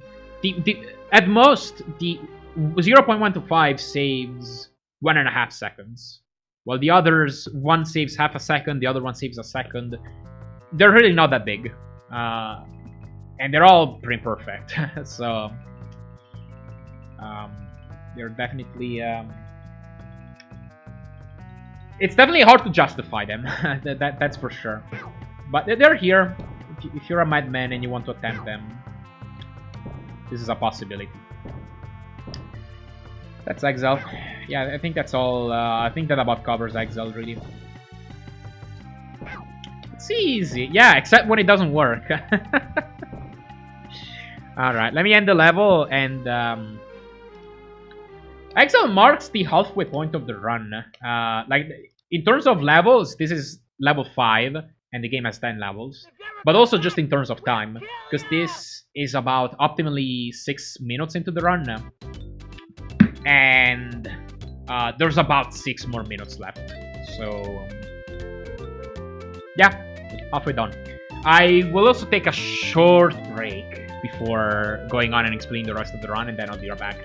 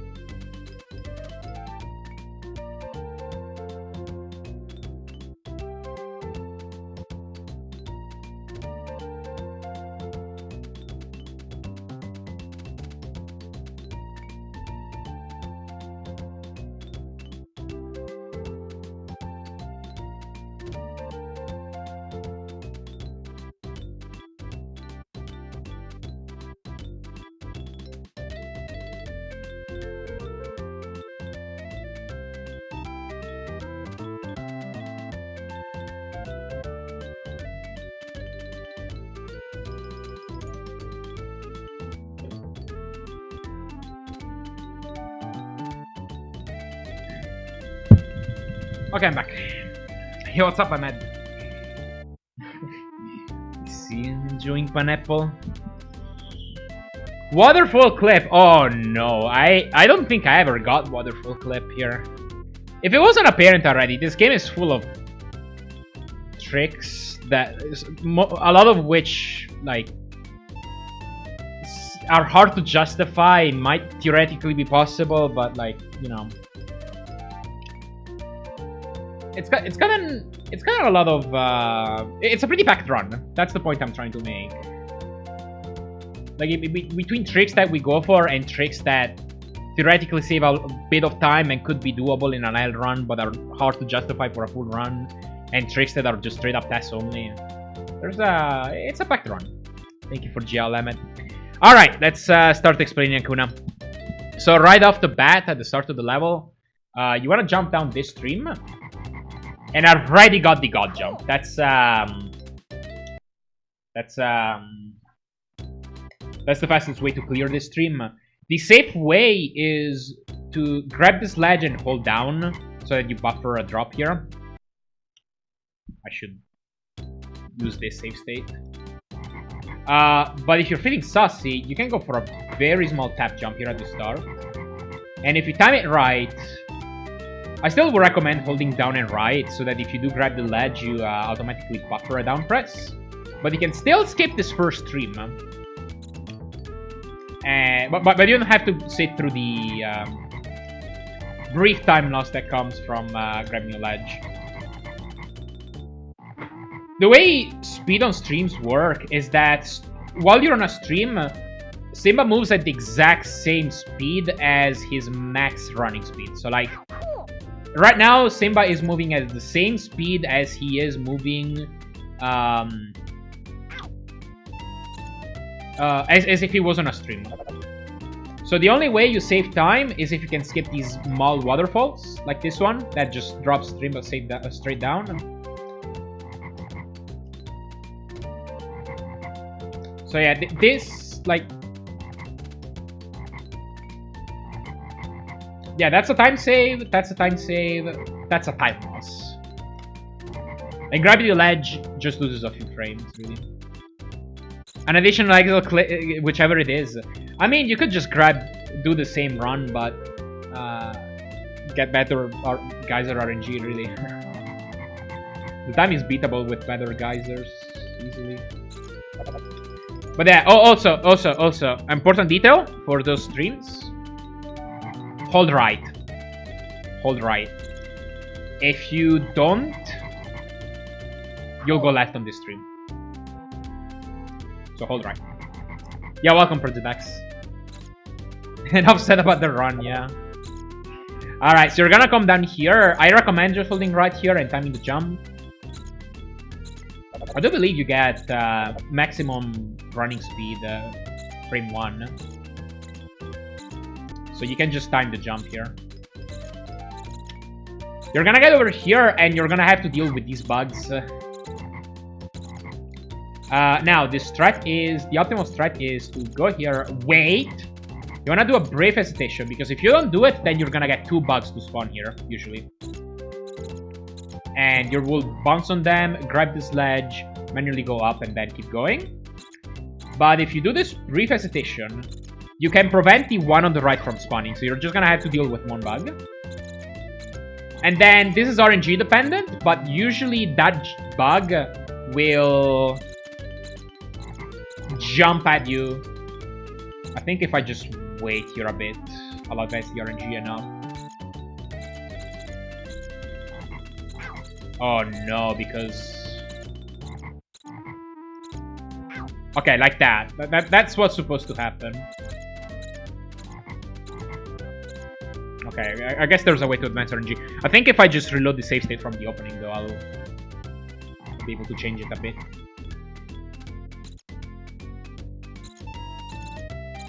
But yeah, normally, like, the most common outcome and the fastest outcome is for this this bug to jump at you while you're climbing the ledge and boosting you over. It does save about 15 frames or so, if I'm not mistaken. Ah, it's still not. Let me see here.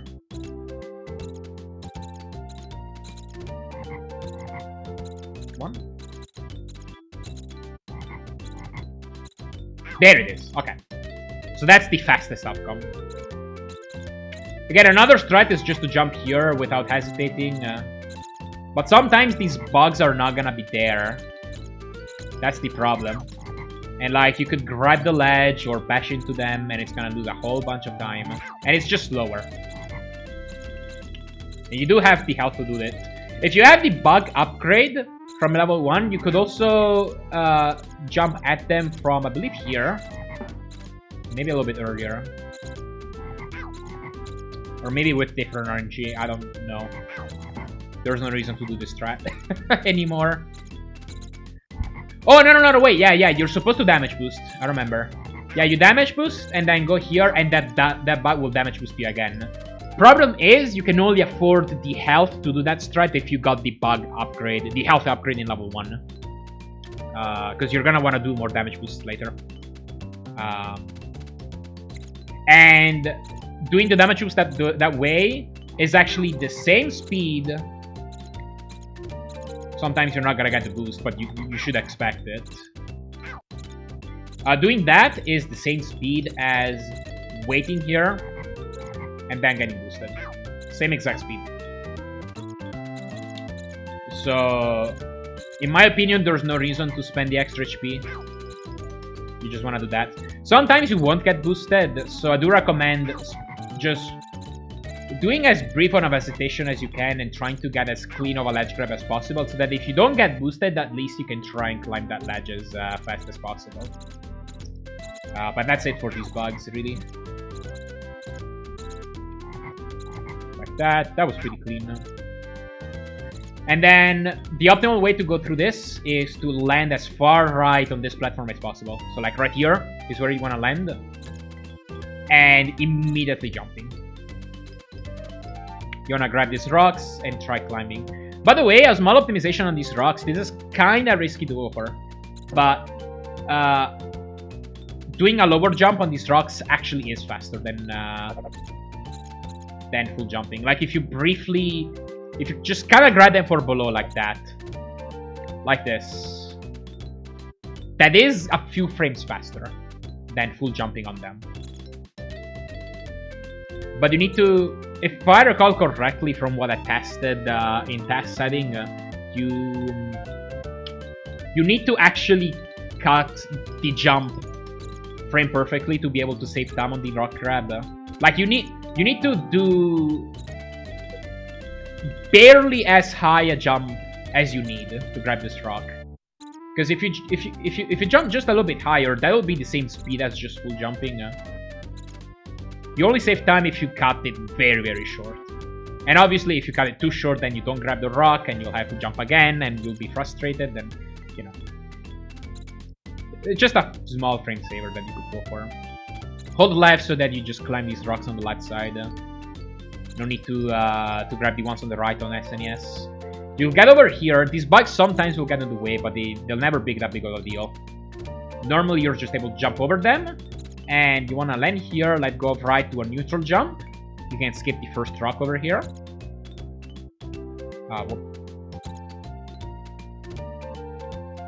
Climb this one, then hold left, and you'll get on these swings.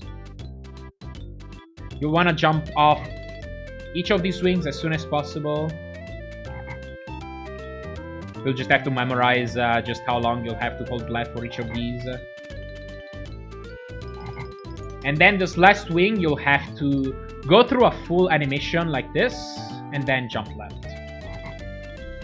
In this game, it is faster to let the game automatically move you, like automatically make Simba do a full swing animation, and then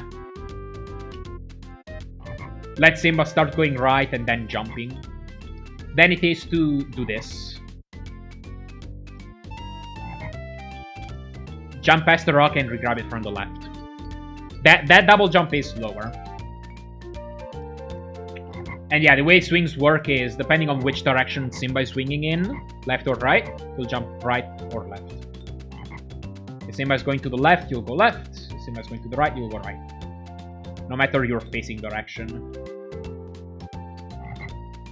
When you go through these swings, you'll get over here. You want to jump over these frogs. And then here, you want to go over, not that stream, the stream over to the right. Right there. Like that portion over to the right. And the way you do it is by performing a roll towards the end of this ledge. If you do it too soon, you won't have enough speed to reach it. It'll go there to the left. And if you go too late, then obviously you miss the roll and you also don't quite make it. So it has a bit of a timing, but you want to roll. And you'll be able to reach the middle of this. There's a bit of a portion where you can just stand here. And if you just hold right, you'll get... Again, while going on these streams, Simba is running at... is going forward at the same speed as his maximum running speed. So it doesn't necessarily gain or lose more time to ride a stream. But what does save time is if you can skip this waterfall. And the way you skip it is from the center of this, you do a very small tap of jump button and you'll be able to skip it. If you full jump again, you'll bash into the ceiling and you'll just fall down much sooner. So you just want to tap the B button real fast. And you might have a chance at skipping it. If you're too late, again, you'll just ride the stream. Nothing major lost. Just a bit of time. And you'll end up over there. If you happen to miss this stream, like say you roll too soon and then you'll end up over here. I don't even know what to suggest past just improvising here. It's pretty bad, for sure. The key to these logs... Okay. If you have to improvise in these logs, the key is that these logs are always in a pattern where you'll get 2 of them, then a big space, and then you'll get 2 of them that you can just jump from this bottom one to this one with a single jump. And then from this top one, you'll have to find another log to pivot from.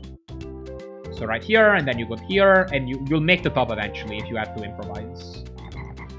But ideally, you'll get over here on the right, and there's a shortcut that allows you to skip some of the logs. And these logs are not random, they are completely on a fixed pattern based on a proximity timer. Based on, like, I don't know the exact trigger, but it's from when you approach them, they stop going. And so when you're over here, assuming you're just holding right, like, these logs will always be in the same position. The Jacob, welcome. Greeting from the east coast of Sweden. Nice. Hello from Italy. Alright, so the fast threat for these logs is from right about here, you full jump, get on this log, and then you jump from this log to this one. The way I use the nomenclature, like, the nomenclature I use for these logs is for the column they're on. So this log is log number 2, and this log is log number 4. So go from 2 to 4 to 4. And by the way, all the jumps I make here are forward jumps. So you want to hold the direction briefly before making your next jump. So you want to, like, land on the ground while facing a direction. And if you have to stop on a dime before making your next jump, you want to just hold the D-pad briefly before touching the B button. Alright, 2, 4, 4. Then you 5 and then back to 4. 2, 4, 4, 5, back to 4. I full jump for every single one of these logs except this one. Except from 5 to 4. Full jump, full jump, full jump, full jump, tap jump. Full jump, and then you go back to 1. So it's 2, 4, 4, 5, tap jump, 4, 4, 1. And you land out over there. 2, 4, 4, 5, 4, 4, 1. And you want to make all of these forward jumps. And you land up over there, and depending on how fast you are going through these logs, you might have to wait a tiny amount here. If you try to jump from it as soon as possible, it might work out. If you took these logs a bit slower, like this, you'll be able to board it. But if you're too fast, then you're gonna have to wait a bit. And then I make a full jump from this one. The ending is from log number 1, you go 1, 2, 3, 4, and that's the end. Like this. Yes, then the other waterfall. Full jump here, and then these next ones are just variable height, depending on how it all lines up. on how quickly you are. But they tend to be mid jumps. Tap jump, full jump, full jump. Full jump, mid height, full jump. The last one is a full jump, obviously. Tap, mid jump, full jump. And that's the top of the waterfall.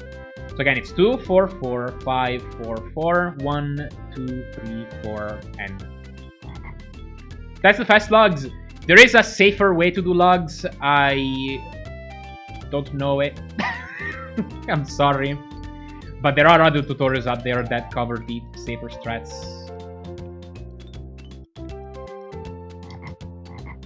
I feel like I might have used to know too. But yeah, this is the fastest strat that is doable for humans. There technically is such a thing as test logs that ends in a clip past this waterfall. I have never pulled it off. And there is a bit of a setup that allows you to go for the clip a bit more reliably, but it loses time compared to just doing fast logs and skipping the clip.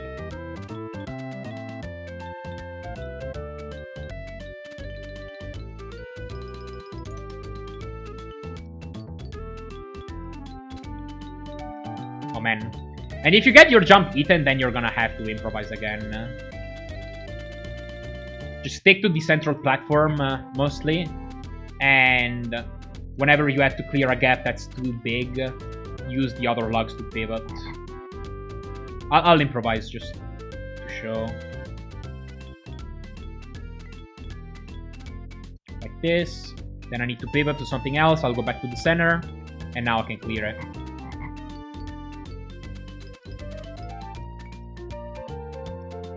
But yeah, moving on, I guess. Optimally, you get a bit of a running start from that last log, so you don't jump immediately, but you don't always have time for that. Sometimes you just have to immediately jump for it to reach the top of this waterfall. Because if you wait, then you're not gonna like the log that you're standing on is gonna start falling, and you're not longer gonna have enough vertical distance to be able to clear it. Once you're up here, you jump down. I honestly should restart from an earlier save state.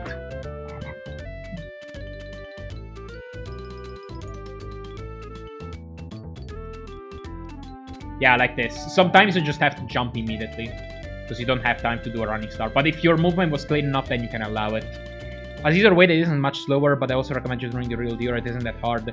Yeah, I said that. There is an easier way that doesn't like that isn't much slower. And like these fast logs, they aren't that bad. And if you fail them, you can always just improvise. And if you know the principle of the central column, it's not that bad to improvise. But yeah, you could consider that easier option. Unfortunately, I do not know the easier strat, but I'm pretty sure there is a tutorial out there for that, if you're interested. Okay, from here, you want to jump this down. You're gonna make your way down to the right, and you'll want to grab this ledge, drop down from it, and you're gonna have to wiggle through a few platforms.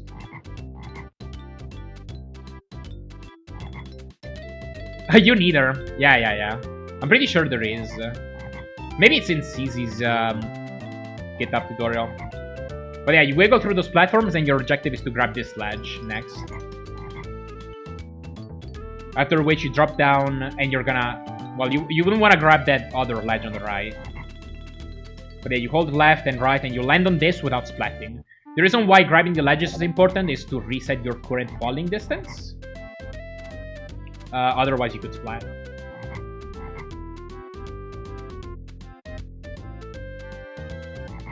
It's even hard to do on purpose, but yeah, that's a splat.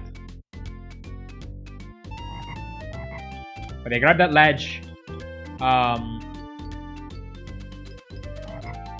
You can just buffer a fall from that one, but I do believe that this ledge you have to... No, wait, you can buffer it now. I swear you had to... I don't know. I swear you had to time that last one. Maybe I'm going crazy. I guess you can buffer this one then. Anyway. You want to drop these down these two ledges. Come down here to the end, and then... You want to do that small wiggle again because you want to go right. So you want to get full running speed during this jump.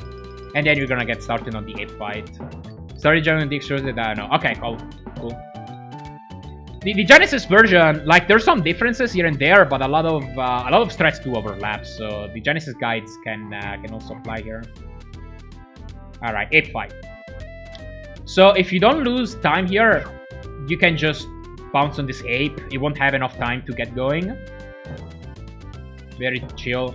But if, for example, you come from over here and you get a pretty low speed jump, then he can smack you.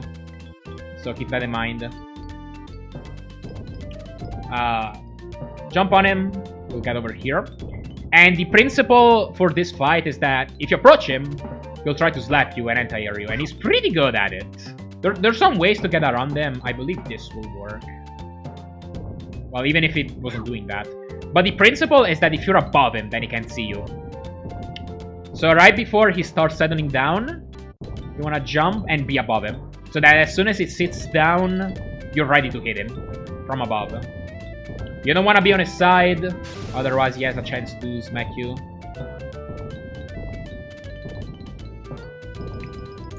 So yeah, do that.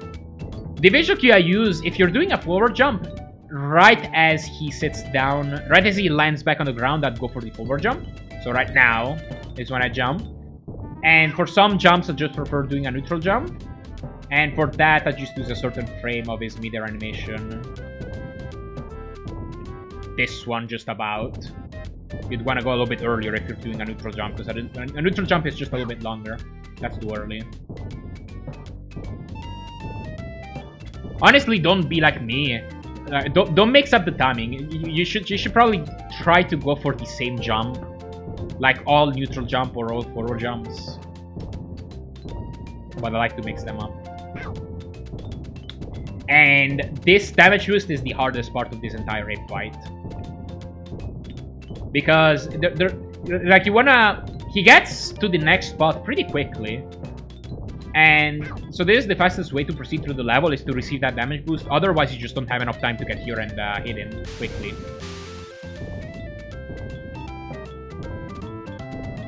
The way I do it is I land right about here.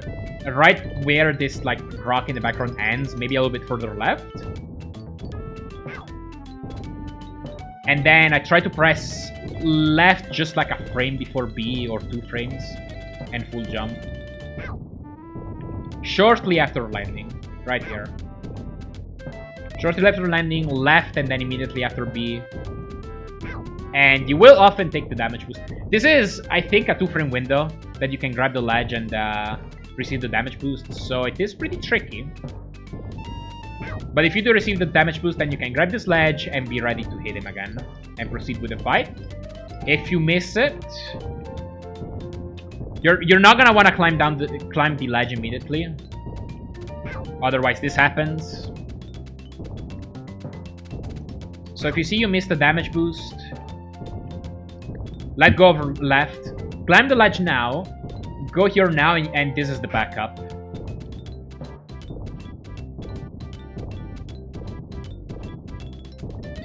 Hold right, climbing this ledge, and you have, I don't know how many frames. But if you full jump while holding right coming out of this ledge, you can barely hit his side and he won't see you. Yo, Toriel, thank you for the subscription. Appreciate it. Yeah, pretty good. Thank you for good luck. So yeah, this is the backup you're gonna go for. If you get slapped, you can try to go back and try this again. You don't have to grab the ledge either. You just have to be approaching him at a certain angle, really. Yeah, that almost worked.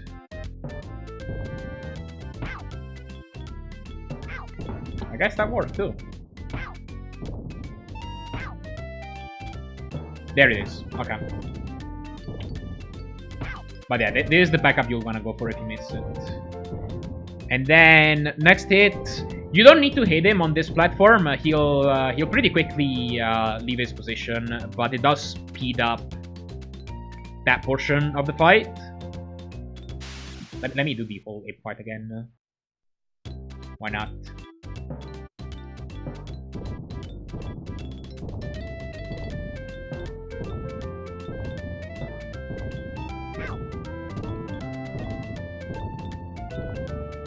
From here, one strat is to hold right as you're hitting him and grab this ledge. And if you just keep holding right, you'll hit him. Like this. But the faster strat is actually to land back here. Do a brief hesitation. Move right and do a brief hesitation, I guess, first. And you want to neutral jump up to this platform and get damage boosted that way. And then, as soon as you take knockback, you tap jump as briefly as possible, and that's just a few frames faster, depending on your execution. I believe it can be up to 8 frames faster if you're a TAS. But this does usually save time for heal time as well. So that, and then you want to get up there, straight from this platform. Usually you'll grab this ledge. You want to aim to grab this ledge, honestly. It's much smarter. but like, even if you grab the ledge, you'll still have enough time to hit him. But if you want to be a show-off, there is a 3-frame window you can go for. And skip the ledge grab.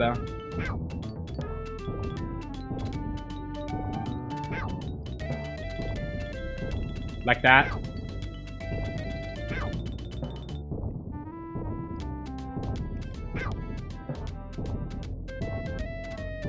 I can't even get it while trying. It's not that hard, it's just risky. And then you'll get here much earlier.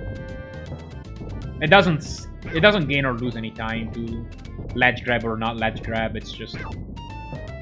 I guess it just looks greener when you skip the ledge. But it's the same thing, really. The smarter thing is to just grab the ledge and that'll normalize all your movement.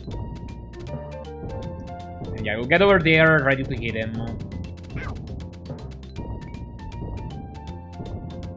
By the way, the ape will never hit you here. So you're free to just do a full neutral jump to grab that ledge. One of the problems for skipping the ledge also is that if you're not careful on the turnaround, you could get a roll, which completely messes you up. Like, that will start to lose time at that point. I'm trying to do it on purpose. You need to gather Finn, welcome. Yeah, like that. And it's pretty bad at that point. But yeah, it'll never hit you from there. And then this last hit is pretty simple. Again, just jump on him with your preferred visual cue, like the earlier hits.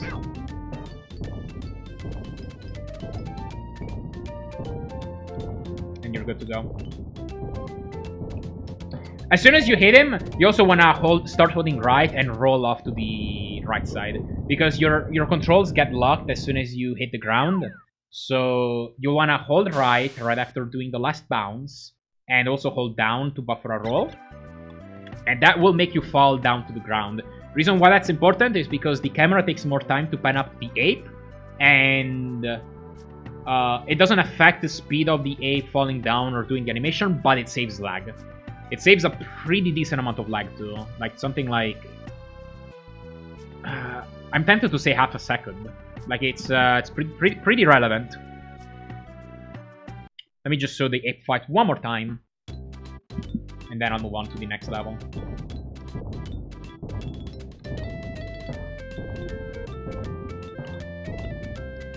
Here's the damage boost. So I'm ready to hit him.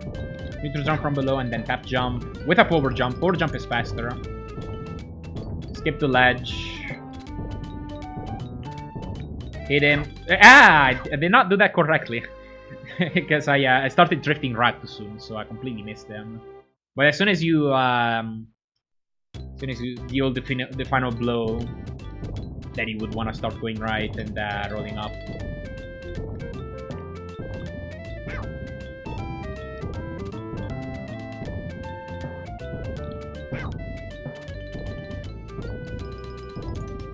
Didn't grab the ledge, or I did grab the ledge, so that's completely okay.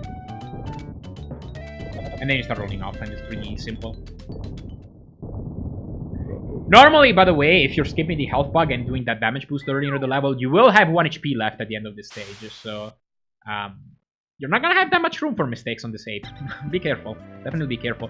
If you do have to skip 1 damage boost, because maybe you took an extra hit earlier in the level, then...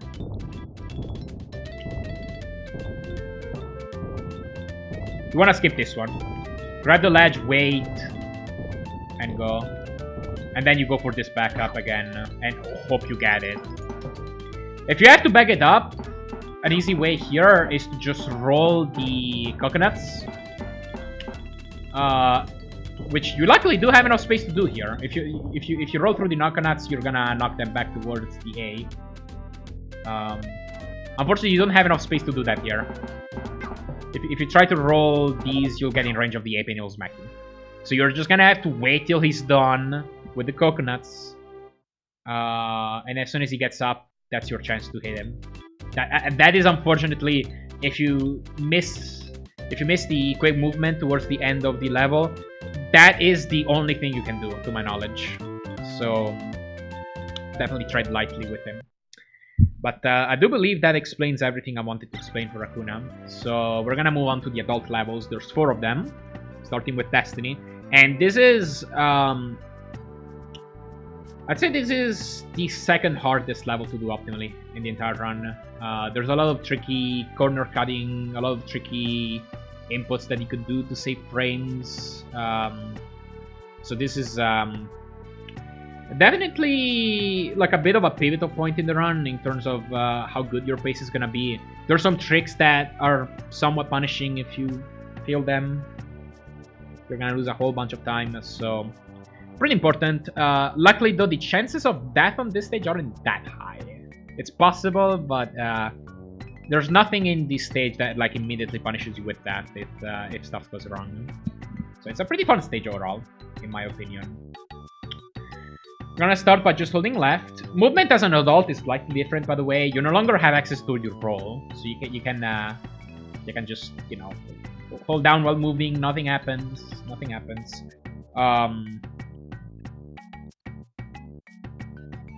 Running is more powerful. Basically, stuns more enemies. You can slash by pressing Y. You can also crouch slash like this. You can do a swappy move by pressing X, which gets turned into a throw move if you do it next to an enemy that's exhausted.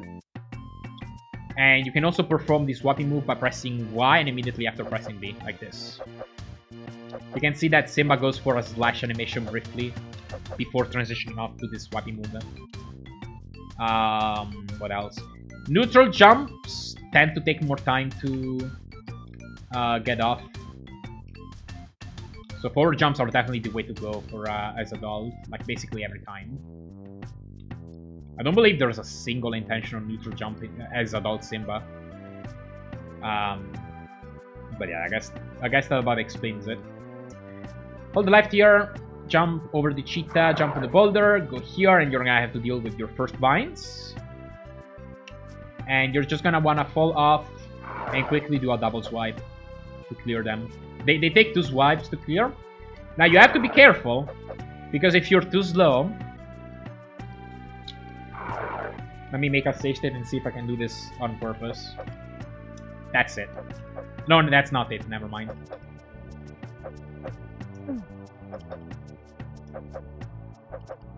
I'm trying to do this on purpose. Maybe it's a little bit earlier. Sounds good, Soviet. Thank you.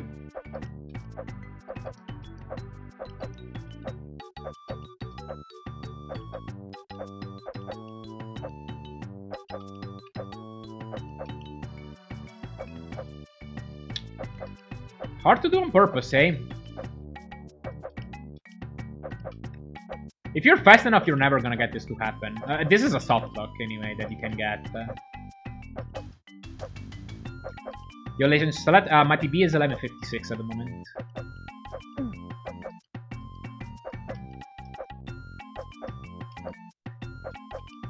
There's just 1 frame. I can't hit it.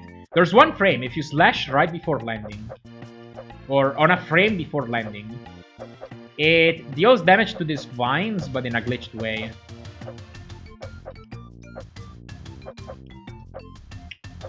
World record with 15. That was a while ago.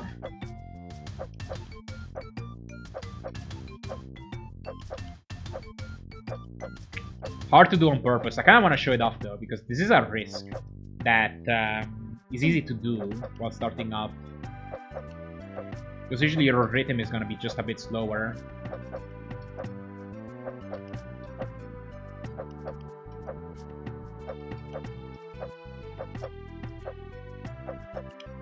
I can't get it.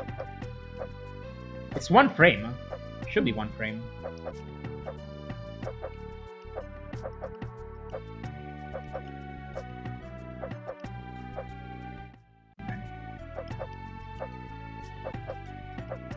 Might be here a while.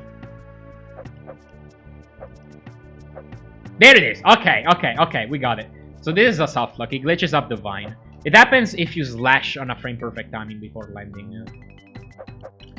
And yeah, you just can't get past this. I don't know if it's just that it glitches up its health value, and so if you slash it like 65,000 times, this will die eventually. Or if it's just straight up completely glitched. I actually have no idea. But like, there's no way to get past it, and there's no way to go back either. So the only way out of this is to reset your console, unfortunately. If you do glitch it up on the first slash though, like this, then I believe you have enough room to barely slash jump over this. Sometimes. But either way, you don't want this to happen. If you're fast enough on this rhythm, it's not gonna happen. Like, as soon as you drop down, you want to start doing a double slash, and you'll get the hang of this eventually. Clear the vine, and you're gonna want to go through these platforms. Again, since this is a vertical climb, the optimal way to climb platforms is by doing a jump that is just barely high enough to reach them. If you do a full jump, that is wasted time, because you're gonna have to spend some time landing back on the platform. And then, as soon as you're here, you want to do a slash jump. Slash jumping, by the way, this is Simba's normal jump height. And by slashing on specific frames, you can actually increase the vertical distance. It's not the first frame. If you slash on the first frame, you're actually going to reduce this distance. But I believe starting from frame 7 of the jump is when you can get a bit more height. And that comes into play on this platform. Because normally you can't reach it without grabbing the ledge. But if you slash jump, you're gonna be able to clear it, and that saves a couple seconds there. By the way, you start this jump facing right, and then mid-jump you turn around. Because again, it is faster to turn around in mid-air than it is on the ground. Because when you're on the ground, you see you have this turnaround animation, and it wastes a few frames. So this is definitely faster. 0.5 presses, where does it even come into play?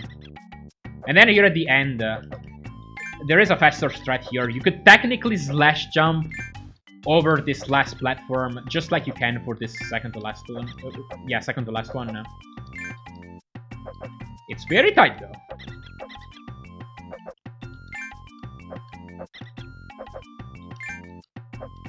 And I honestly don't recommend doing it.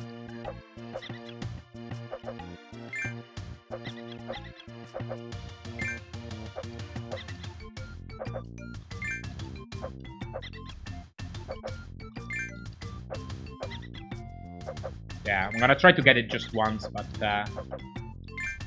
again, I don't go for this. And yeah, the objective is obviously to skip the ledge grab with that.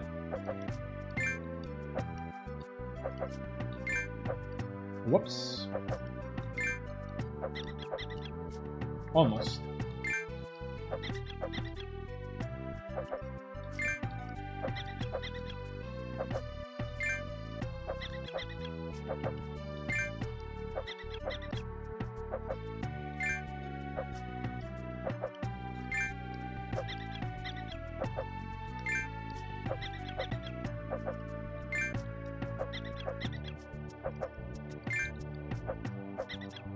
And this saves a few frames, basically, if you get it.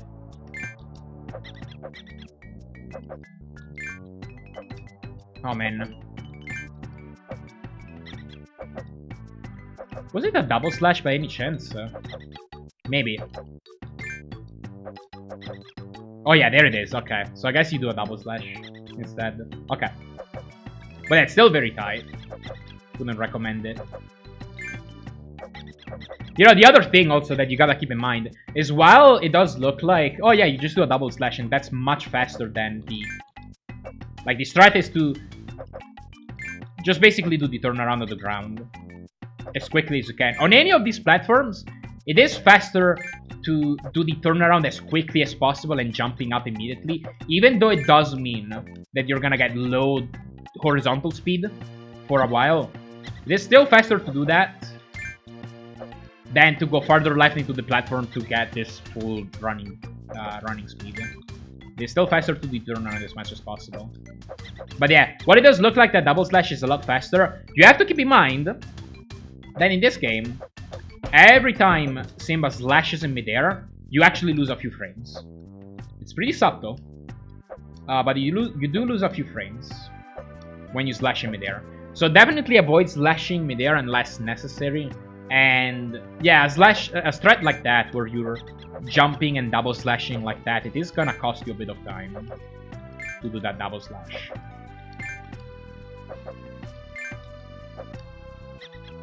But yeah, it is still faster, just tight. I don't personally recommend it. But yeah, you get over here, continuing on with the level.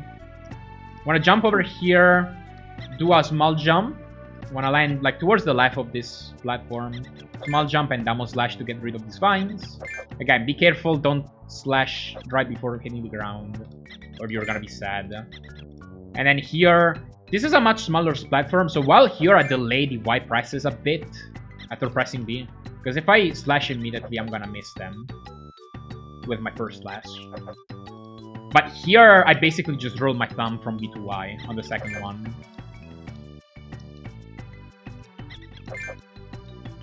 Whoops. Like that. And then you can continue on with the rest of the level. That platform requires a slash jump to clear without grabbing the ledge. Again, there's gonna be a lot of these platforms throughout the level, where a slash jump will help you clear platforms without grabbing the ledge. You do have to be careful though, because sometimes you're gonna... It's rare. But you can slash jump and miss the platform entirely, like this. And that's terrible. Like that costs seconds. So definitely mind your time. Yeah, that's terrible. Definitely mind your timing. Both on the jump, because you're gonna have to accelerate a bit, and if you do, like, if you have low speed coming into this, you're not gonna clear it. But also of the slash. And then here, you wanna aim to do as small a turnaround as possible. And go. Clear this upper section, nothing troublesome. Again, more vines, just short up right around here and double slash. The vines have a bit of a magnetic property to them. Like that, see? Just good to keep in mind.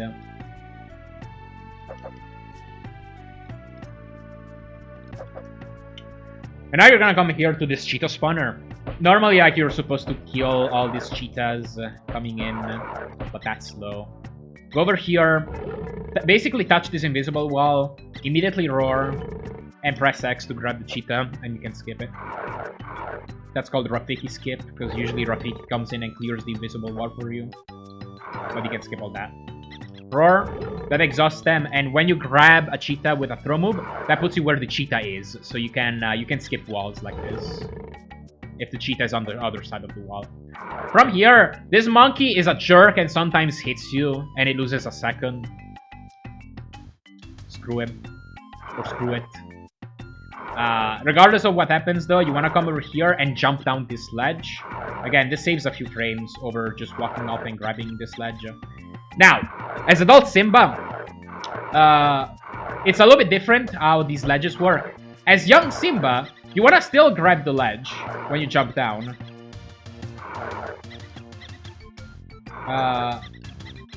I guess it's hard to do on this one, but in another ledge later on, you can grab this ledge. Yeah, I like that, I guess. Grabbing the ledge as adult is actually slower than just waving past it. I'm not too sure why, but it is faster than grabbing the ledge. So you just want to wave around it like this. That's the fastest way. Name of his jerk monkey deserves one. He does. How about...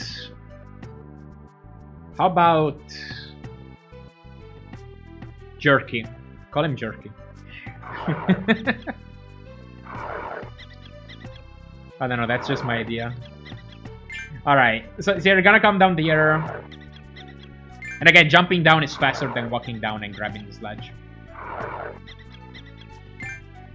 Come over here, you can buffer a down press on this ledge. Nothing to add on that, alright. Jerky it is. But yeah, we're gonna wanna clear this vine. Don't jump down immediately because these boulders are awful and they kill you upon touching them if they're rolling. No matter the side you touch them from.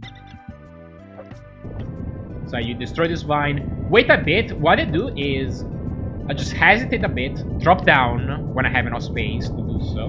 And then as soon as the boulder is almost off screen now, like so, this is when I start holding left. I'm facing right usually, so I'm gonna have to go through the turnaround time. Start facing left, and I'll be able to basically land on this boulder soon after it stops. Right here is where you wanna jump. Just you know, use whichever visual you prefer. I use this bush at the top, right before clearing this bush with Simba. And you land on this, and then you wanna do a forward jump and a slash jump. So the way you do the neutral jump is you can keep holding left, but you need to jump as soon as you land on the boulder, and you want to do a slash jump. Again, you don't want to slash soon after you start to jump, because that shortens Simba's jump. Like this is his normal jump height, and if you do a frame 1 slash like this, you actually get a short jump. You want to wait until at least, I think, frame 7 of the jump. There's a bit of time to these, and if you do 2 slashes in a jump, you can actually increase the jump height. Even 3 slashes, I believe, helps. And past the first slash, you want to do the other slashes as soon as possible. There's no timing to them, just as soon as you can. But the first slash is key to determining Simba's height. Richard, that's the name of the skeletons in Castlevania. Highly allergic to boulders in general this game. He really is. They're all insta-death to him. But yeah, slash jump, keep going left, clear that pit, take the damage boost on these brambles. No need to kill this boulder, it's just low. And then you're gonna come over here to the checkpoint, and this is one of the hardest sections in the level. When I clear this jump, do a slash jump to reach this platform. And then for this platform, you wanna kill all these monkeys because they cause lag. So that's why you wanna do slash jump for all of these, mainly. Like the first one, you actually do need to do to reach that. I don't think you need a slash jump to reach the last one, yeah. But the main reason for the slash jump is just to kill the monkeys. And for the second one, basically you just wanna do the slash pretty early to cap Simba's jumps short, because during these first 2 jumps, Simba has a pretty pretty low speed. So you just want to attach the platform as soon as possible to jump up the last one as quickly as possible. And of course the music is glitching out. Give me a moment. Laughs in Genesis. I actually don't know if this is...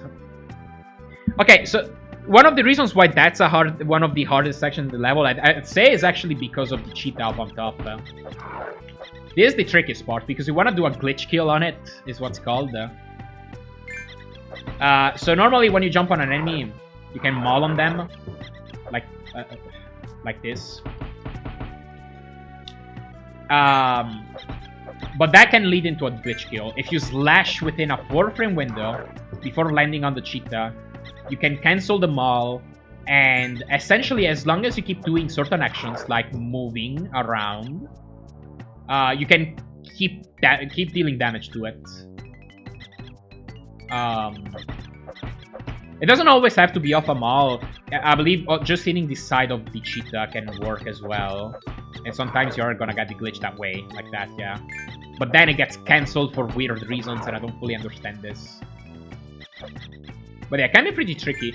And if you do get the glitch kill, most of the times you're gonna have an invisible ceiling glitch on your next jump.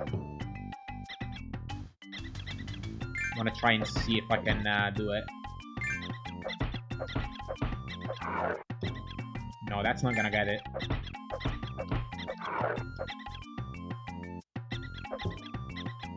I would have gotten it there if I didn't slash.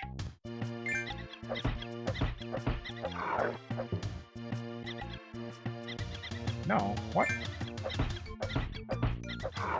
Of course, now that I'm trying to show it off, it doesn't freaking work. There we go. So you heard that sound? That's an invisible ceiling. It actually cuts Simba's jump short, as well as his momentum. And normally, if you have that, you can't clear the next platform via a normal jump. Yeah, like that.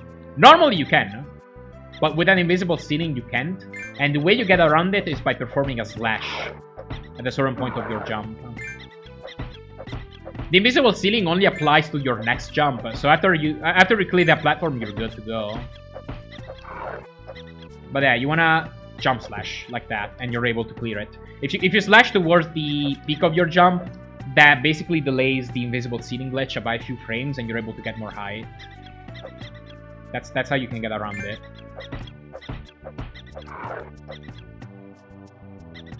And then you want to slash jump onto this next platform. It's not necessary to slash jump to reach this again, but it is pretty tight already, so I would recommend just doing one slash jump.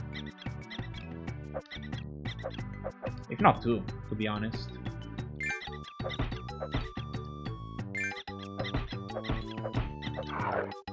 But yeah, this glitch kill is the hardest part. It's just coming up to it. First of all, it's tight to take these platforms optimally, but then coming up to it, you wanna... The key is waiting a few frames before performing this jump. You don't want to jump and try to clear these vines immediately. Otherwise, the cheetah is just not gonna lunge at you. Like that. So you wanna give it just enough time to see, for it to see you. But not wait too long either. And then clear these two vines, and you go for this third slash to go for the glitch. It's not always necessary to do that third slash, but it can give you a glitch kill where otherwise you wouldn't have gotten it. And also the key to this is pretty important. I can't believe I haven't mentioned this, but you need to face left right after getting this. For some reason, after you do a glitch kill on enemies, you need to oftentimes just face left. Like you can do it facing from the right and it will work, like this, and then you start going right and it will work. But if you're coming from the left, then you're gonna wanna just briefly tap left to turn around for a brief moment and then go. If you don't do that, it's just not gonna work. Like, see, it got cancelled. The cheetah stayed alive. Now, why do you want to kill this cheetah, you may ask? It's because if you don't do that, you have another cheetah spawner coming up. I forget what this strat even is. I believe you do a very early jump and then... like this, if you want to skip the cheetah. You're gonna try to roar and it's not gonna freaking work. Reason being, this cheetah is still loaded and the roar is stunning this cheetah here on the bottom instead of the one on the top. So you wanna kill it, and then when you get here, if the cheetah is dead, now it's gonna work and you can do your second Rakiti skip. Other options could be to, if you really don't like this glitch kill, this is about half a second slower but with fast RNG, but you could just get here on top, slash this cheetah, get it to lunge at you, and then this is gonna be RNG. You're just gonna wait for the cheetah to exhaust manually on its own, and then you're gonna be able to get through. Problem is, if you get an unlucky cheetah, now you're at 1 HP, and you have to make another damage boost here. So I think either you destroy this rock, and I don't think you can even, I don't know. Either you destroy this rock, or on the right side there's another bug, another health bug that you could collect to be able to do the damage boost. But it's like, you don't want to be in this situation, basically. I'd say if you don't get the glitch kill, honestly, you should try again. No? Like, you're from the right side, like that, and then go. There's another option, too. You get up here, and I'm gonna want to skip the cheetah again. You can double roar. That first roar will clear the first cheetah, and then you get over here, and the second roar is gonna stun the correct cheetah. But the double roar is the slowest possible option to get past these cheetahs. It is also the safest, so, you know. If you're just looking for something easy, that is something you could do. Also, if you don't like that slash jump to clear the invisible ceiling, you could do it like this. Just do a small tap jump beforehand, and then you're gonna have no problem clearing the next two jumps. And also, yeah, didn't kill the cheetah on the bottom. But yeah, I guess that about covers it. This is a pretty hard section to do optimally again. Roar and throw. Or leopard, we have to decide. I've been calling it cheetah because somebody pointed out that a leopard is a generic animal, while the cheetah is the specific one. But they get down here, you don't have enough room to jump down this one because there's this ceiling right here. So you just have to walk this one down. Jump over this cheetah, and then right here, you're gonna have another ledge weave. Again, faster to weave around the ledge like this, without grabbing the ledge, than doing this.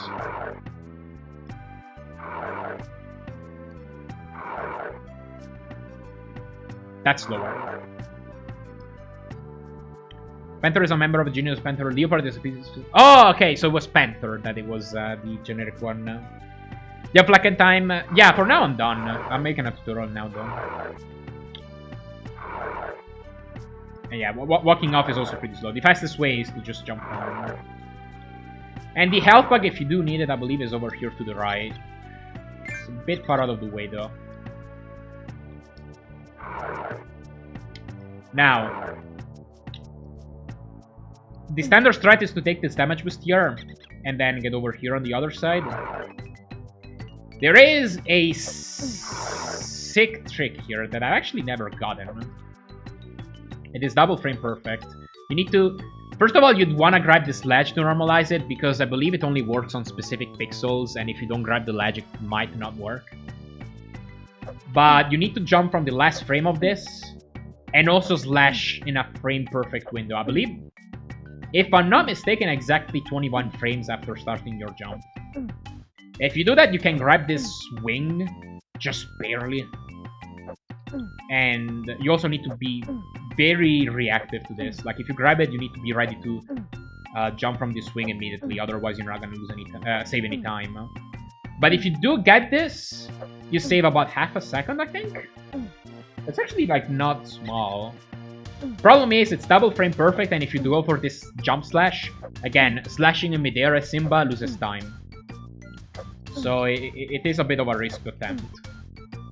It's not a free attempt. I have literally never gotten this, but it is theoretically possible. Again, standard strat is just to take the damage boost here and come out of this on the other side. By the way, here's a silly thing. These ledges, if you grab them and then hold down from them, you just die. Because you clip out of bounds. Keep that in mind. Oh, I killed the music. Sorry. Alright. And then coming up is probably the hardest section of the level. Bunch of that stuff coming up. Here. Again, clear those vines. Just short up and double slash. Pretty simple. Here, this jump is a 2-frame window. You can't clear this without grabbing the ledge without a slash Never mind. I guess I'm wrong. I thought you couldn't. Well, this slash up makes it easier regardless. It's a 2-frame window. And you want to jump towards the end of that platform and slash just shortly after, shortly before landing, rather. You can actually full jump here. It's not necessary to do a short up. You can just full jump, and it doesn't affect the frame window in any way. And then once you're here, again, all these platforms, you want to make as short of a turnaround as possible. That's the optimal way to clear these. And you'll climb all 4 of these. These are all somewhat tight. This last one is the tightest. I actually do a double slash for it. But before jumping for it, you do want to get a bit of a running speed. Because again, you're going to the right, so you want to take a moment to just run on the ground a bit to reaccelerate and have maximum jump speed for this. And here's the big one. The last jump is the big one. This one right here. So this is boulder skip, because the intended strat is to go over here, like all the way over here to the right. Slash this boulder. And then get here. But you don't need to do that with a very precise double slash. Now, the frame window for this, you wanna, like, first of all, you're coming here, from here, and if you jump too soon, you'll bump into this ledge on the top. So you wanna delay your jump just enough to where you don't do that, and then you're gonna wanna keep facing right and slash, I believe, either 7 or 8 frames after starting your jump, something like that. And that's the first step. Like, come over here and, you know, jump late enough and make sure that your first slash is exactly 7 frames or 8 frames, something like that. After that, you're gonna wanna, like, after your first slash, you're gonna wanna start holding left and perform a second slash. Now, your second slash, you don't wanna do it frame 1. Because if you do it frame 1, if you're too fast, you see that you get that weird momentum thing. Like, your momentum doesn't quite change if you slash frame 1 while holding left.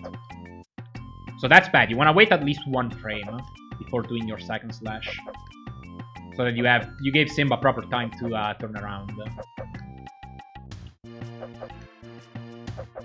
But you also don't want to wait too long, because the second slash is crucial. And I believe it is at its biggest, the second slash is a 2-frame window. So if your second slash is too late, you're not gonna reach. So yeah, there's a bit of a timing to this. Jump right, first slash, and then second slash within a frame window. This entire moment is pretty precise, and this skip could take a few tries. But it's definitely worthwhile over going all the way to the right and getting that boulder. But yeah, and like the way this looks after a successful climb,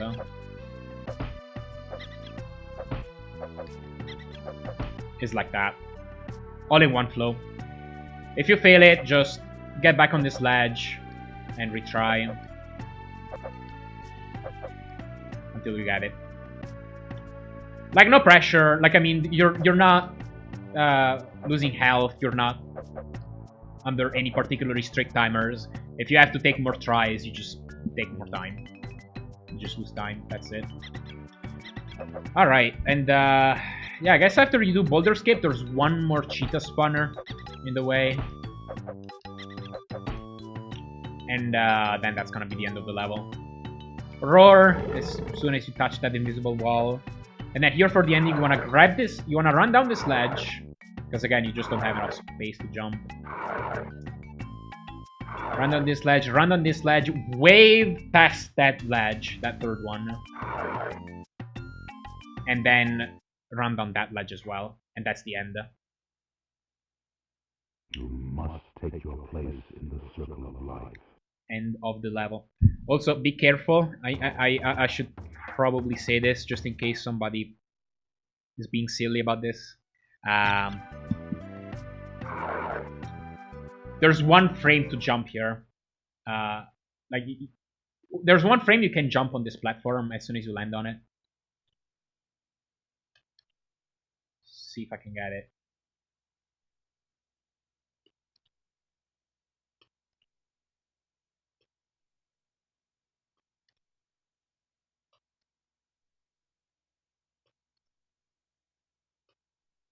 I don't know.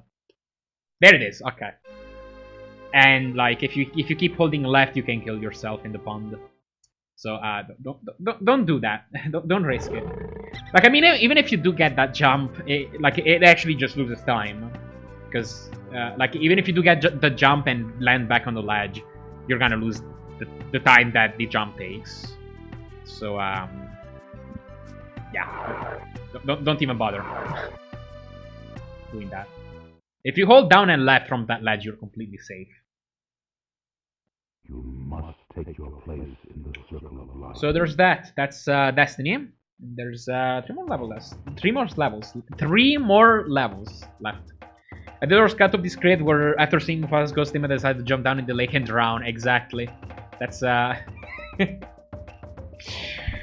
yeah. Maybe that's how the movie should have gone, eh?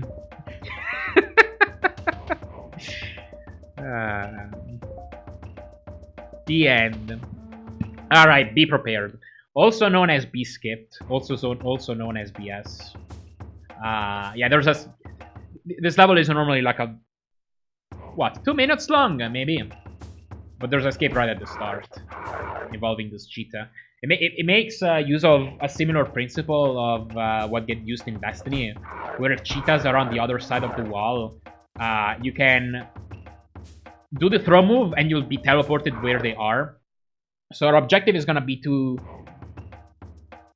push the cheetah over this left wall and then grab it.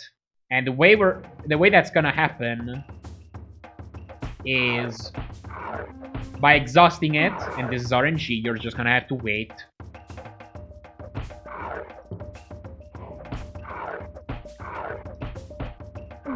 As soon as it exhausts, you slash it, and you can actually grab...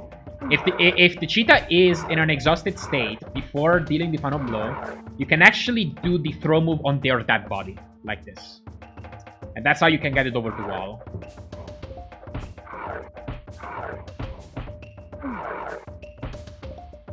Throw, and you're gonna get through. And you're gonna skip right to the end. When the guys are skipping with discovered, yeah, exactly. Otherwise, this will be super chill. But yeah, what I've been doing is the fast way to dispatch this cheetah. So let me go back from this opening save state. You wanna jump, not jump down, sorry. Walk down this ledge and quickly press B and Y. Because that's an easier way to get a slash off if you do it in midair compared to this.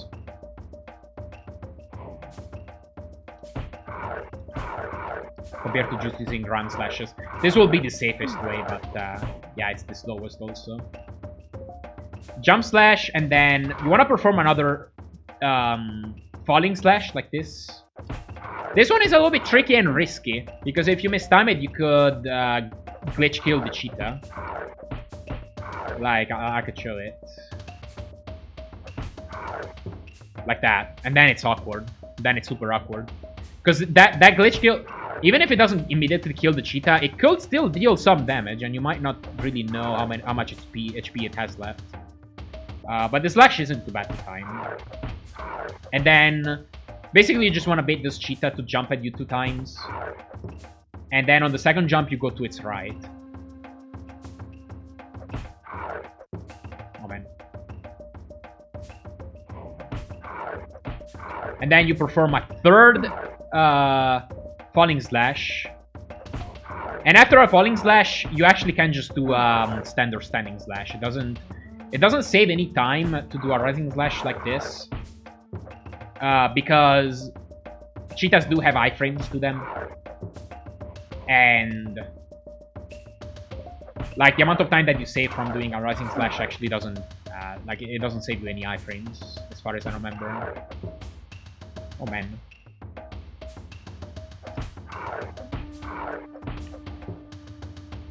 I think you can hit it, theoretically, but yeah, it's not that good.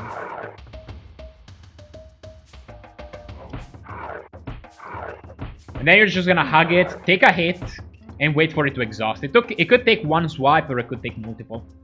It's just gonna be RNG. And they're gonna be down there. Now, you could save as much as 6 frames by jumping down this and slashing the cheetah that way. Problem is that for whatever reason, it makes this first jump slash tighter. Like, if you walk down and jump slash, then you can press Y as much as 2 frames after pressing B. So it's more lenient. But if you jump this down, then it's gotta be frame 1. And of course now I'm getting it every time that I want to show it off. But believe me, it is tighter.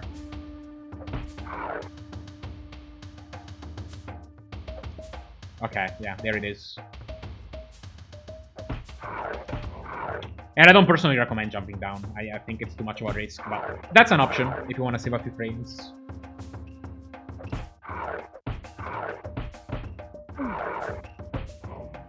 Or, I mean, you could dispatch this cheetah in a variety of ways, really. You could jump slash, then go here to a neutral slash and keep doing just neutral slashes like that. Again, it's a bit slower, but it's a bit safer. Or you could just do all neutral slashes like this. I believe you want to make the cheetah do 3 jumps though, if you're gonna go all just grounded slashes. But yeah, the fastest way is the one I showed at the start. But you could pick your own depending on how risky you want to be with it. Struggles to fail sometimes. Only when I need to show it off. Alright, so this is the BS part of the level. This is the end of the level, but you got these geysers. Now, normally they go from left to right. If I just hold left, I believe... Oh no, I guess it is a bit random. But like, you're gonna get them to... generally a route from left to right.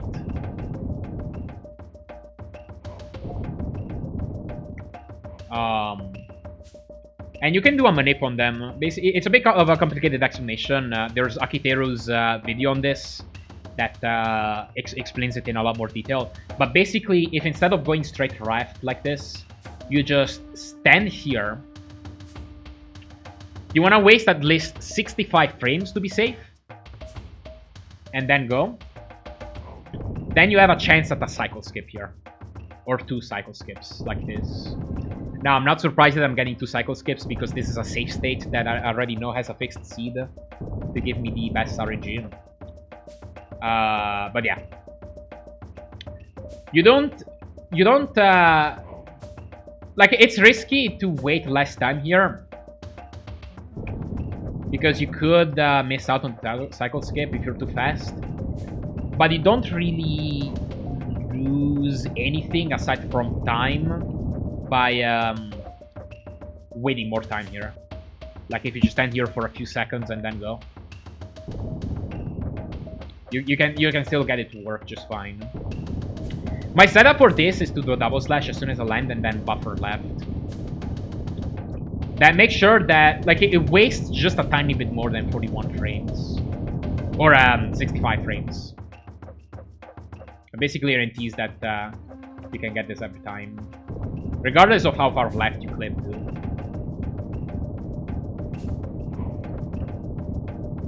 And then you're gonna have a chance of this every time.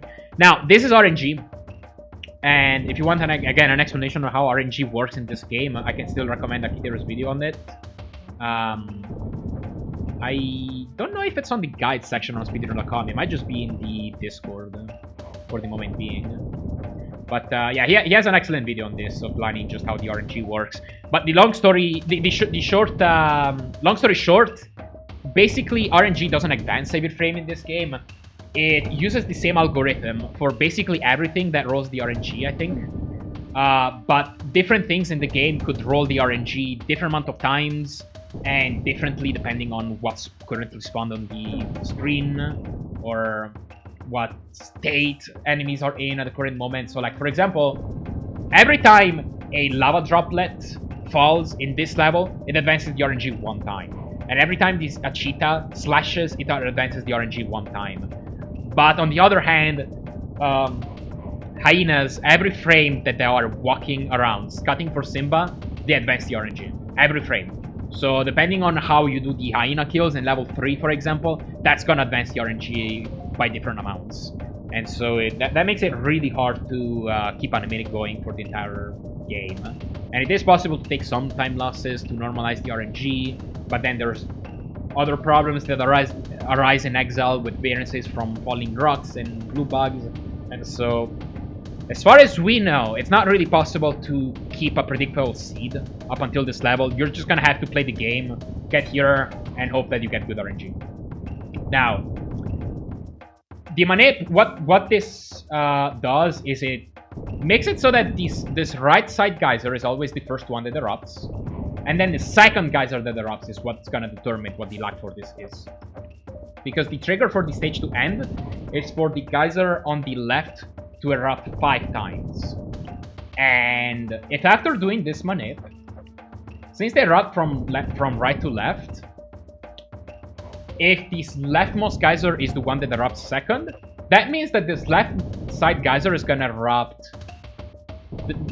It's gonna have its 5th eruption before the second one from the left and the 3rd one from the left. Skipping 2 cycles on these geysers. And each cycle is about 3.5 seconds. If instead, and unfortunately we don't have a save state to show it off, but other outcomes could be that right here, this geyser that I'm standing on erupts, and that makes it so that this geyser on the left and this geyser have their 5th eruption happen before this one, the 3rd one from the left, and that's essentially saves a cycle.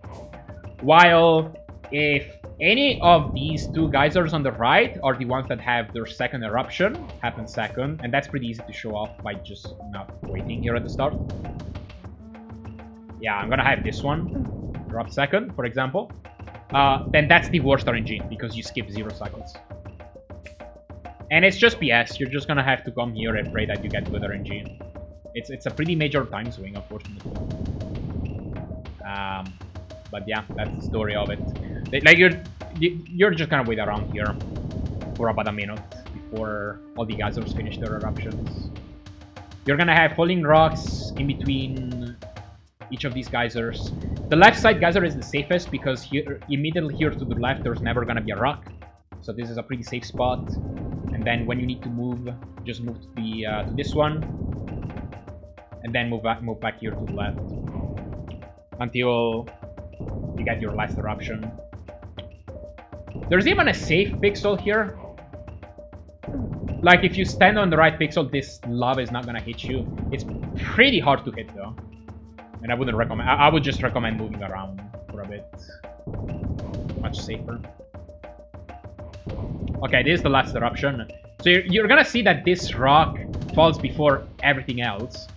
And so you can board it and end the level immediately. So yeah, that's why the cycle skips are good. And my visual cue to jump on this rock. This kills in 1 hit because again, Simba is just allergic to rocks and can't stand them for some reason. But yeah, the visual cue I use is for the geyser to be in this position, just about. I use the background as a visual cue. There's these like pillars in the background.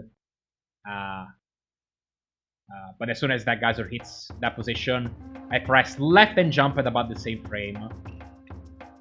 You don't want to hit it. You do not want to hit left a lot before jump because then you can easily bash into that rock before it's done falling. It's actually like pretty good to have low speed for this one. But yeah, you just touch the rock as soon as it falls and then that's the end of the level. Pretty simple, really. Okay, 2 levels left. Just a moment and I'll start explaining this level.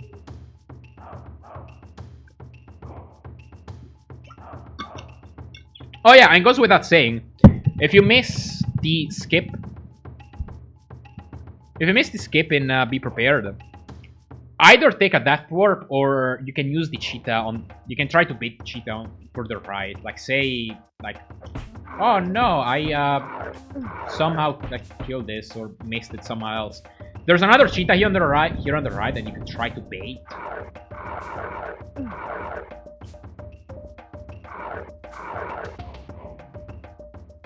You're gonna have to keep track of how many hits it has left.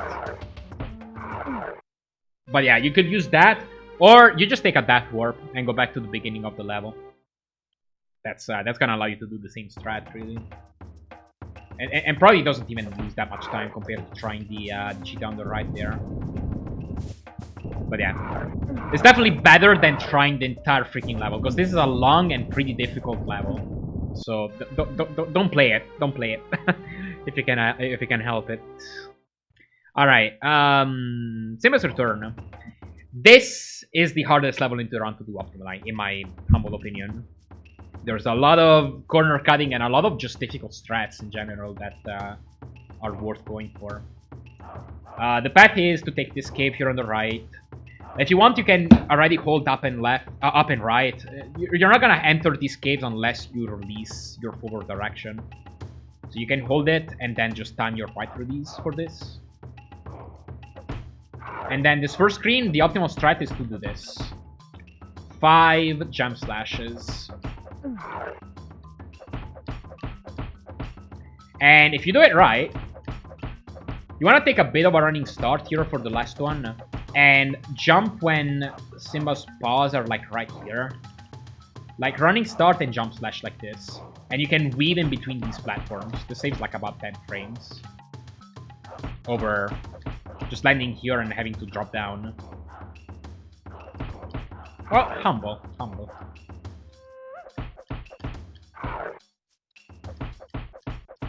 But yeah, doing 5 jump slashes is the fastest way to clear this room. You can also do this, but it's a little bit slower. Just another option. And then you're gonna move on to this next room. The fastest way to clear it is to do a glitch kill. Again, you wanna jump on it as if you were trying to maul it. By the way, mauling, the way it works is you jump on it and then you mash Y to kill these. I believe just pressing Y 5 times does it in reality. But you lose nothing by mashing, and you don't have to mash that fast. So definitely just recommend mashing for this. But yeah, you start to perform all, and then you have a 4th window to do a glitch kill. And again, the way this works is that you can perform certain actions like moving around. And you'll keep doing continuous damage if you do this, if you keep moving around. With the caveat that the next time you jump, you have that invisible ceiling. Now, the optimal way, move left, turn around as soon as you touch this wall. And to set it up, you wanna do this. You wanna initiate this glitch kill a little bit further right, otherwise you don't have enough space. Turn around and do a full jump into the ceiling. If you do it right, the hyena is gonna it's gonna die right before the start of your jump. Because the thing is, as soon as you jump, you cancel the glitch kill. So that's why you need your jump to be right after this hyena dies. And the fastest way to cancel the invisible ceiling is to do it on a low ceiling, on a low real ceiling, so that you land back on the ground as quickly as possible. Because if you do it in open air, then see, that's a little bit slower. And then you get a ledge skip here, a ledge skip potential. This is even tighter than boulder skip at the end of Destiny. But it saves about a second if you get it.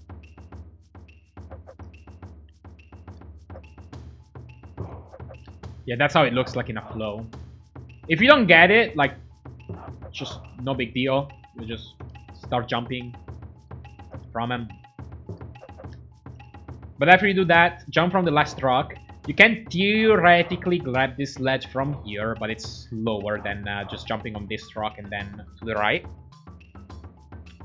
And then you just finish the screen. Again, if you don't get the ledge skip, just keep going. Buffer down to go down that ledge, then go right and enter the door. That's it. There's some alternate kills you could go for. I think you could... let's see. You could... I don't remember. But you can... Oh, you can maul the hyena, I think is what you did. And then you have maybe a bit of an easier attempt at ledge skipping. But this loses like half a second. Or you can do the glitch kill and just ignore. Yeah. The ledge skip. That's another option.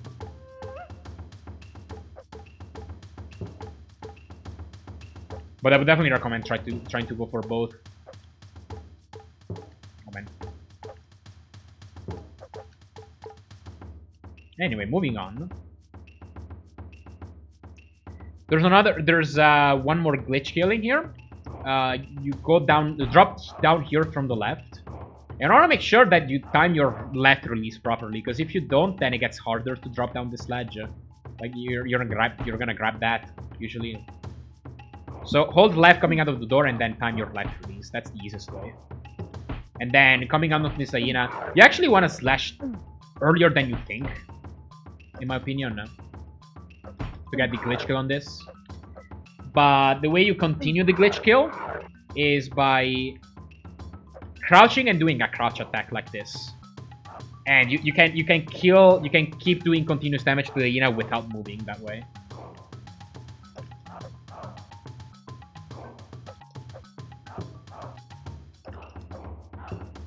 And then, as soon as you do that, you want to come over to the right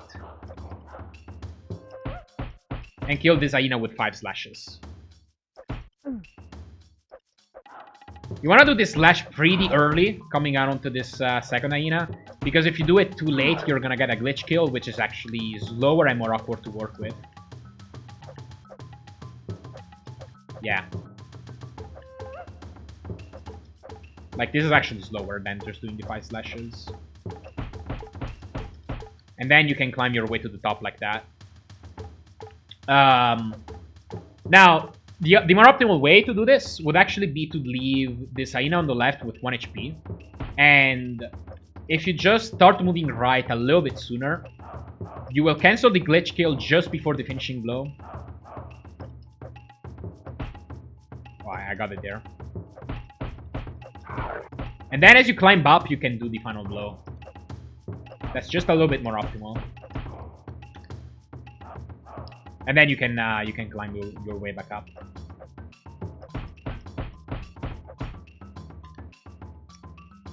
Ideally, you get again these last few jumps you can do as fast as possible. But this last jump you might want to get a bit of a running start for. If you do get a glitch kill on accident here, I just do 6 slashes like that. And then you're gonna have to keep in mind that you have an invisible seating glitch coming up. So you're gonna wanna slash to cancel it. Or to like work around it. Kinda like you do in that spot in Destiny. Like that. If you do happen to get the glitch kill. That's the room. I believe the old strat was to do this, in case you don't want to do the glitch kill, but it is slower. Like maul that hyena and then jump your way back up like this.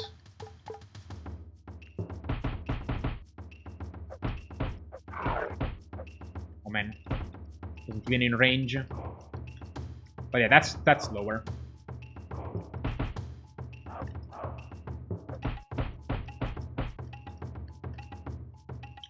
Okay, coming on here.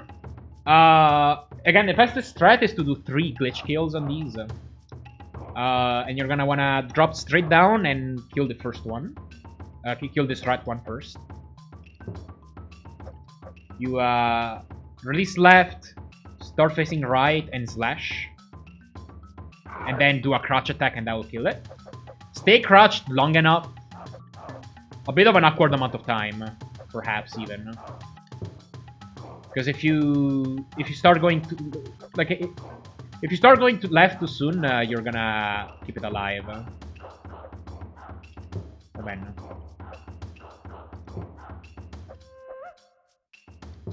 There. I mean, that was ludicrously long. Also, what helps is to delay, because I believe it's not going left that cancels it, it's jump here. So you can come out of this, and as long as you delay this jump quickly enough, you're gonna be fine. And this jump is to set up the next glitch kill. Now, a pretty important thing about these glitch kills, you need to jump high enough for these to work. Because if you just do like a 1-frame tap, you're just not gonna have a single frame window for these to work. So you do need to make a bit of a higher jump. And then you're gonna wanna go right and turn around right about here. Right past these rocks in the cave. And then turn left. And if you do it right, that hyena in the middle will die. And you can work your way through the last one. So these poor animals just in there taking a bath. They're in the way. Yeah, like the gimmick about this level is that you do need to clear all the hyenas before you can move on to the next room. Otherwise, it doesn't let you. Like, I'm pressing up, but it's not letting me go into caves. But yeah, jump from about there for the last hyena. Like, just to the right of this health bug, I'd say. And then glitch kill. Cancel the invisible ceiling with this ledge. And then enter this right cave.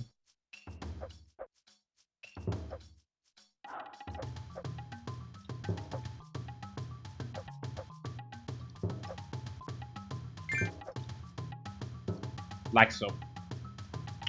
An alternate strat would be to jump here to the left, wait here, and then neutral jump on these and maul them all at once. That is about 1.5 seconds slower. But it's a lot easier. I need to jump later.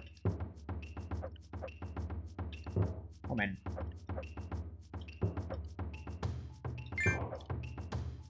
Right there. Okay. This is room, what, number 5, I think. 2 hyenas here. You get put out of this door already facing left towards the hyena, which is really convenient. You can just kill it with 5 slashes like this.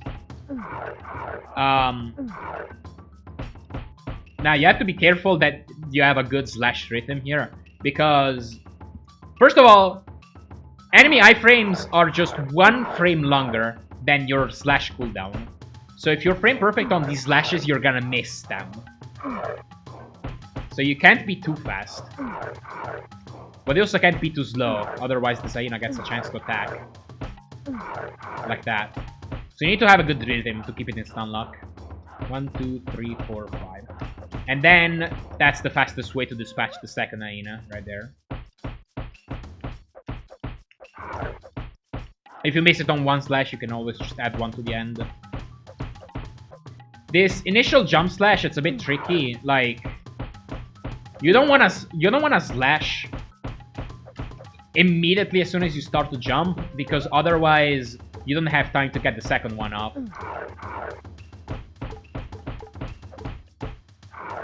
Or you get a grounded one, which is lower.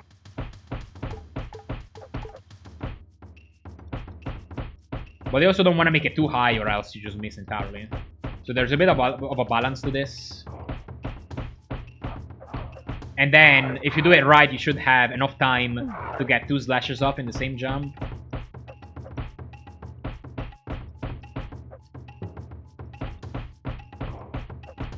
And if you do it right, you're gonna be about here, and you're gonna have enough room to do a grounded slash for your 3rd hit.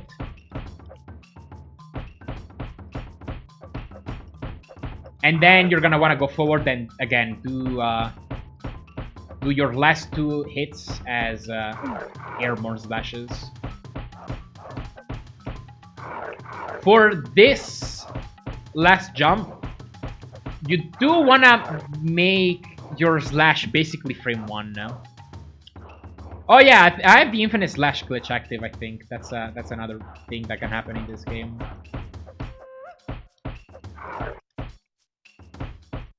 But yeah, for this last jump, you want to slash as soon as possible. Like, small delay for the first one, but for this last one, I do slash as soon as possible. And then the last hit is a bit of a timing. Too early and you miss, too late and you also miss. And then you enter the door. Again, if you miss a hit, just add a slash at the end. Or two. However many you need. If somehow you get hit by this cheetah a couple times, then the thing is gonna jump over to the right and you can stunlock it to the right wall. That's another thing you can keep in mind.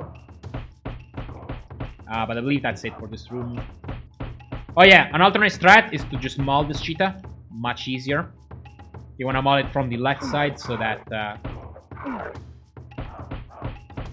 you get caught here on the left. Immediately over the door. But that's a bit slower. This is the fastest. As long as you nail it. Okay, moving on. This is the second to last room. Again, you get put right up against like right next to a cheetah who's right up against the wall, so you can just unlock it with 5 slashes. And then you start climbing rocks like this. This is a pretty important rock climb. If you like say miss a jump and waste a bit of time, then you're gonna get hit by this. Which is not the end of it, but it does lose time, obviously. So you really need to make sure that this is a good climb here. If you're too slow, you also get hit. Although it does have a bit of leniency. Missing jump is the problematic thing. And then the fastest strat here is to glitch kill it. Go to the left. You want to do a jump right before entering the door so that you cancel the invisible sitting glitch coming into the next room. The next and final room. If you slash it too soon, it's gonna fall down and you're gonna be very sad.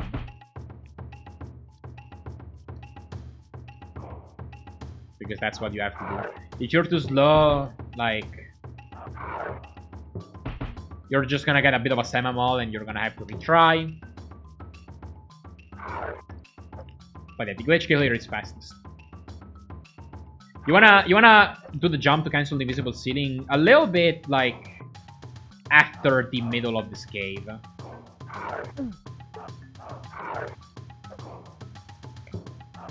And then you enter it.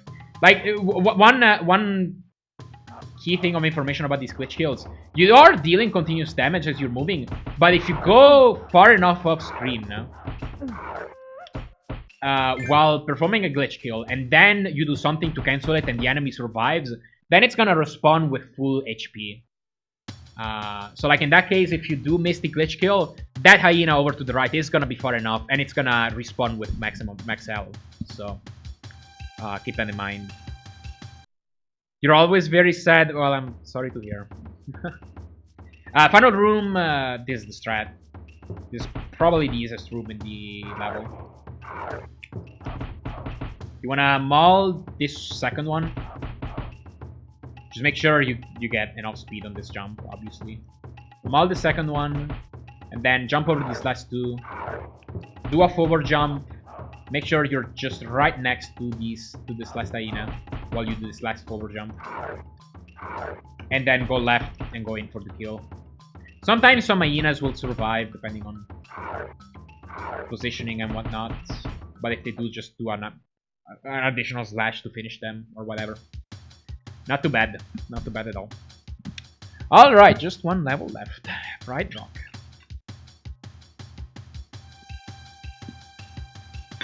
This is a pretty cool level. It's got a pretty cool flow to it once things go right.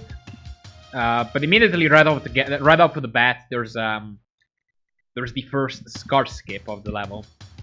So it's not like we're skipping the Scar fight. We're skipping his animation, his death animation.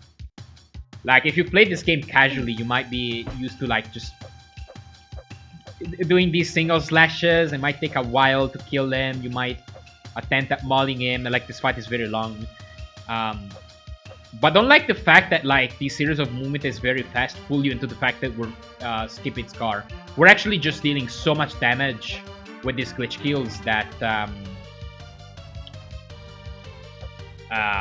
we're getting the kill, and the skip consists in the fact that Scar runs out of health off screen. And what ends up happening is that normally his death animation, or like the animation of him being done that locks you in place like this, if it gets skipped if Scar runs out of health off screen. So you can freely move immediately, like this. And you can kill him off screen by doing one of these glitch kills. Like by the way, like doing these glitch kills, a glitch kill is identical in damage to a maul, essentially.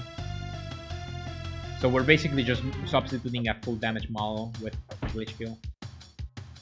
Alright, onto how you actually do this. First thing, you want to come up to here. There's this red line in the background, very convenient. You jump from here. And you have a 4-frame window to cancel the maul and do the glitch kill. Keep holding left and perform 2 slashes at any point. They can be immediately or even just a little bit later.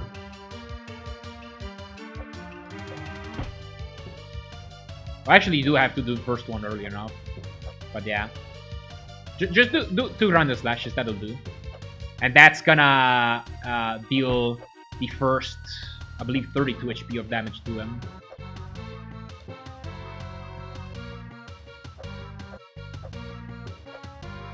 I actually don't remember how much. Oh no, it's 50 HP. It's 50 HP. It's 3-2 in hex. But yeah, it did first 50 HP of damage to him. And then, as soon as you're fully out of Scar's body, you do a full jump. Or not a full jump. You want to do a jump. And do a glitch kill from his left. Again, try to jump on him. And cancel it with a slash. Again. Full jump from here, glitch kill, 2 slashes. As soon as you're out of Scar's body, jump and perform another glitch kill from his left. Once you're here,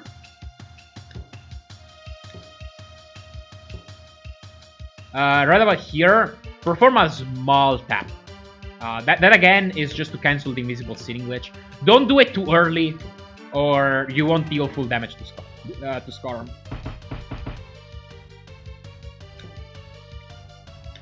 And as soon as you regain full control of the camera, you have a frame window to skip the first swing here. Full jump. And you'll make it out to the second one. Swing off of it immediately. Jump over these hyenas. You want to land on that platform. And from this platform, jump and land on this one. Again, with a forward jump. You want to start jumping to the left and then move right after initiating the jump, because again, it is faster to turn around in midair than it is in the ground. And you come over here. Now, these lightnings are based on mines. There are, like, the game checks for if you're in certain positions of the screen. And if you are, it's gonna drop down a lightning. Now, this trigger, I don't fully understand it. But I noticed that I tend to get it more often if I do a full jump here. Or like a higher jump. Like that.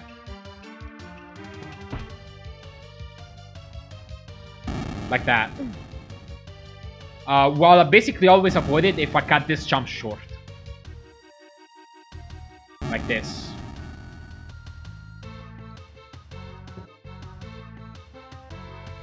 Again, the optimization is to take a bit of a running start on this platform first. So like you're gonna come from here. If I can. You're gonna come from here and then take a bit of a running start before jumping. But you do want to do a short up. So that you barely land on this platform. And that should consistently avoid you the lightning. Then come over here, jump over these platforms. Again, all in a flow. And then here is a frame saver if you want to go for it. You land on this platform and do a double slash. And you can skip this swing here at the top. This saves like 5 or 6 frames. If you're feeling saucy, you can even do it with 1 slash. But it's a lot more risky. The thing is, if you fail this, you fall back at the start of the level. It's a pretty terrible time loss. So yeah, do this at your own risk. I do think this jump double slash is pretty good. Single slash if you're really confident. But I think double slash is a good compromise. Because again, every time you slash in midair, you lose a few frames. So a single slash is faster than a double slash, but not by much. And yeah, once you come over here past the swings, gonna grab these 2 rocks and then jump to the left over to here. Faster than doing this, obviously. If you hold left, you just land on this ledge. And then here, just grab this ledge. As long as you do it from about here, you can make it. Again, I think this is a pretty good demonstration that... Yeah. Forward jumps are a little bit lower than neutral jumps. Because you can't... If like, the platform here is a little bit lower than it is over here. So if you're right up against this wall, a forward jump won't make it. But a neutral jump will. But this part of the platform is high enough to where a forward jump will let you grab the ledge. So just jump early enough, you'll be fine. There is technically a quadruple frame perfect jump into a triple slash. Like, the jumper is frame perfect and the triple slash is also triple frame perfect. So it has its risk. Because you could, number one, miss the ledge entirely. And also, obviously, like, slashes lose time.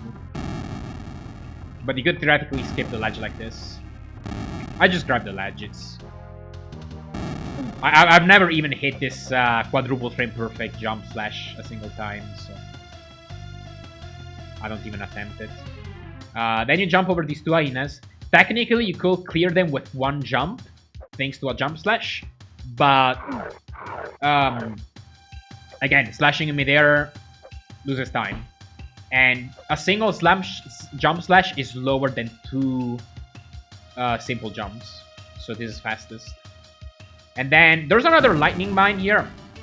This one is the right side of this platform, right about here. You get this lightning to drop down. So as long as you land on the left side of this platform, you're gonna be fine. And then you start riding these swings. I just jump from about here, this right line on the wall. Swings, you just hold left, no problem. Although for this last one, you're gonna have to turn back right and grab it from the left side.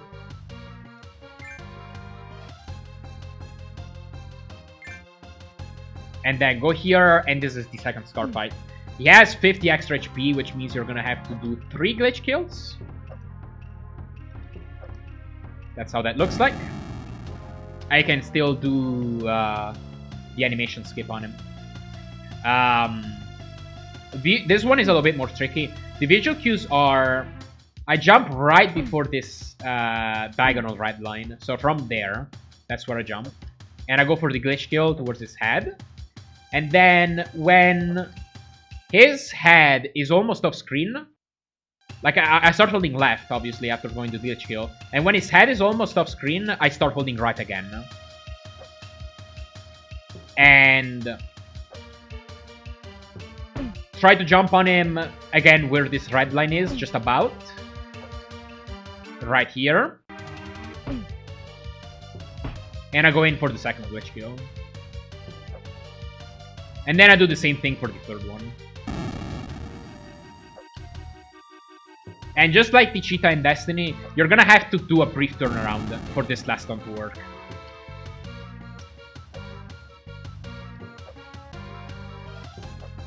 Like that. And then you can jump on this little wall to cancel the invisible ceiling glitch again.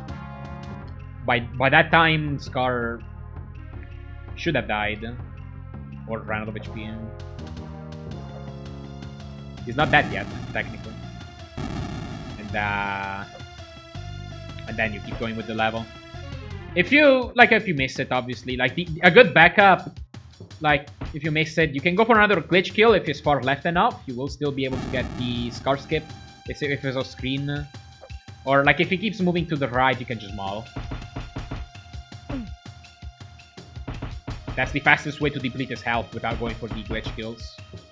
Like that. But yeah, this is what the full glitch kill looks like again. For the last hit, optimally you wanna like be as far right as possible on him. So you might wanna more like aim for the middle of his body or something. But it is risky because if you're too far right, then it won't work either. But yeah, I like that. That's a pretty optimal one. Alright, come over here, jump over this hyena. There's gonna be a lightning that drops every time here. Don't be scared of this. You can actually jump from a lot farther right than you think. So even that is good. It's a pretty big frame window. You don't have to ride this swing. No big deal. And then you're gonna come over to that section. Let me fix the music. And this section. So optimally you could do this. But it's pretty tricky. Like this is all pretty tight movement.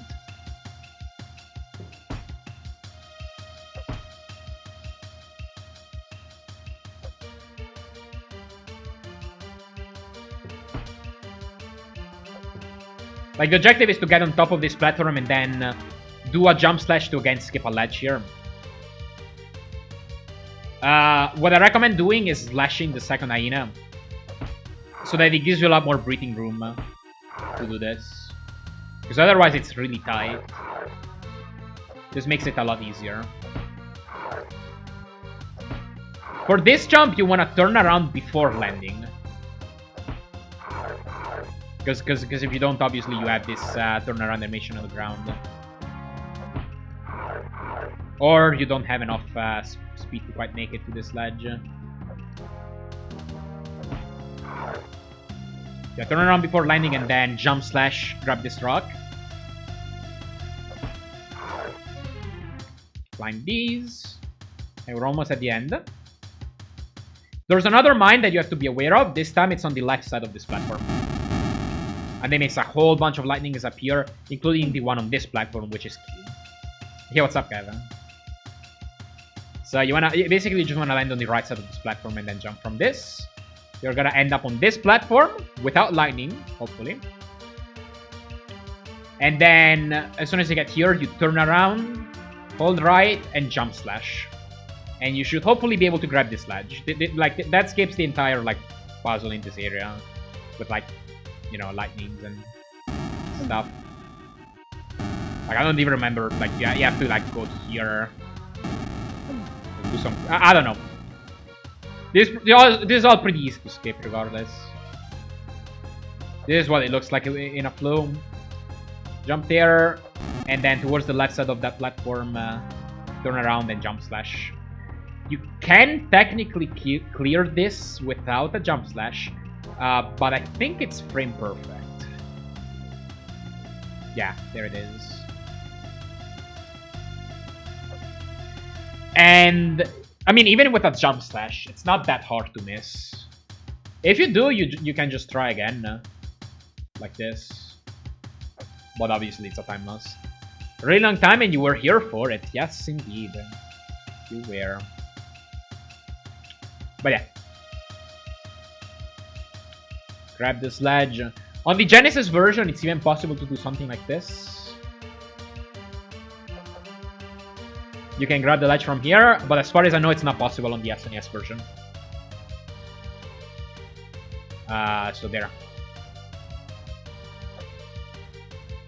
And then here for this ending section, this is a pretty tricky climb, honestly. This is what it looks like optimally. And again, like, since these are vertical platforms, you just want to cut your jumps pretty short. You want to do them just high enough to where you can land on the platform and land back immediately. Oh, you haven't recorded that. Nice. Yeah. I looked into it a bit ago, and I determined it was... At least I couldn't get it on in a task setting at all, so... Yeah. My flow for this section, I hold right coming into this. Tap B to get on this first one, and then turn around before landing. Like this. And then keep holding left, and jump on this one. And I again turn around before landing. Like this.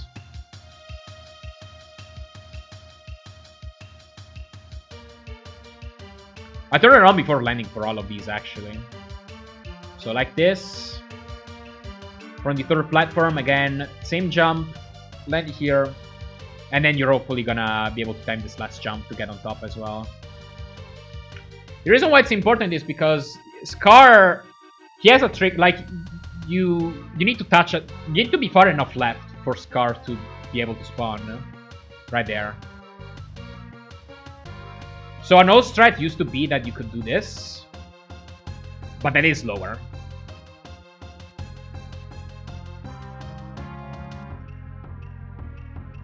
The big time save is getting that juicy turnaround before the last jump. So you can get a straight shot to the left side. Oh man. There we go. Now, in my opinion, what makes this easier is just having more... Like, these first 3 jumps aren't that bad, but it's the last one that can be a little bit tricky. And you can try and give yourself a little bit more breathing room. Like, maybe make a bit of a higher jump from this third platform to here.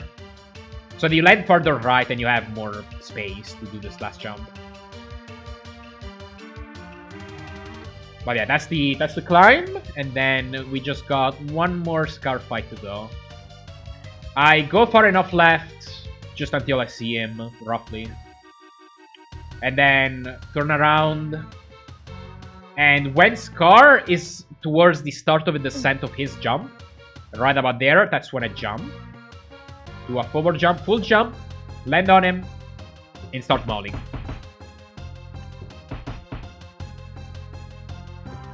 It is theoretically possible to do glitch kills on him, which would be a little bit faster, but I haven't quite understood how to make them viable in real time. Because Scar is just a little bit faster in slashing you here, which makes it harder to chain them together. So I just do 4 mauls here. Again, as soon as he sees, as soon as I see he's in this descent, I jump and go in for the first maul. 1. Then I hold right, coming out of the maul.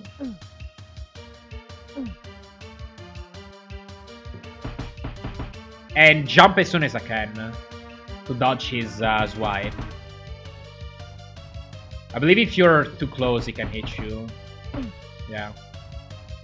So you kind of want to aim for his head, more or less, be able to avoid that. And then as soon as you jump, you land back on him. That's gonna make him do these maul steps in between each maul. Yeah, sometimes you can get a glitch kill if you're too far right on him. So you don't want to be on the very far right of him. Yeah, you do it 4 times, and then he's done. He's gonna be exhausted, and you can go in with the throw and end the speedrun. The visual cue for when you can do the last throw. Yeah, right there it wouldn't be good. Let's see if I can get a good screenshot. Ah, man.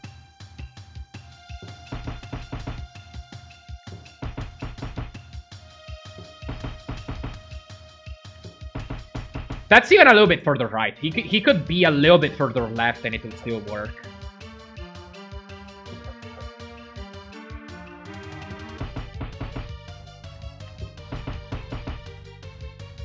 Oh man.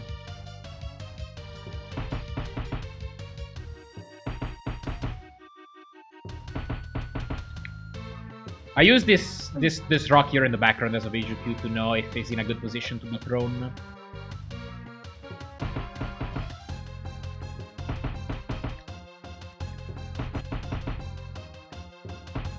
Oh my god.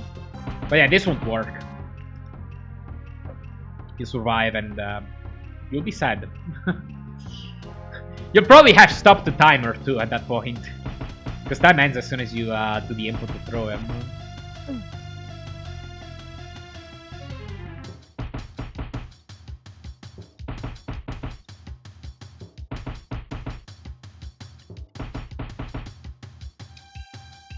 I want to get a good showcase of a good visual cue. I'm struggling for some reason though. That's almost perfect. It could be just a couple pixels further left too, and it will work. Oh man. And obviously, like, the way you get it to advance more is by doing higher jumps like this. If you do all short tops like this, like 1 frame taps or something, you'll get it to move very little. Because obviously that's less time that you give it to move before you're going in for the next model.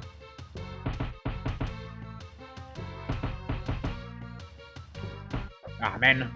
Yeah, sometimes it freezes. I think it freezes in place if you're going left too soon.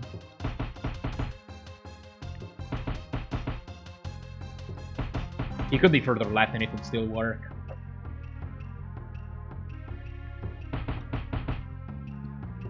Oh, man.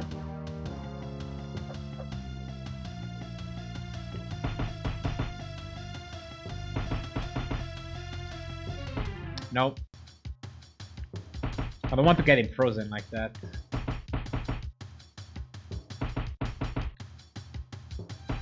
Okay, that will work. Again, it could still work a little bit further left.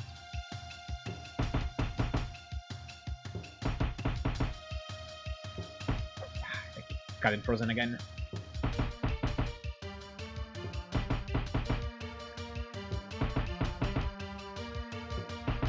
Could still work a little bit further left.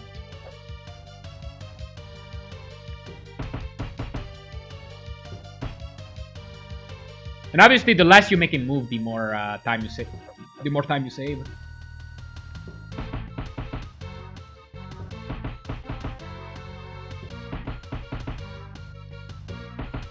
Could still work a little bit further left.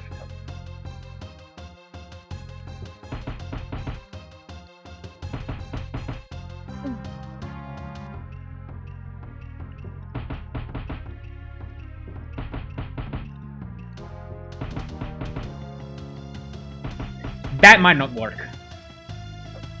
Yeah, he survived. So you need to be just slightly further right than that, essentially.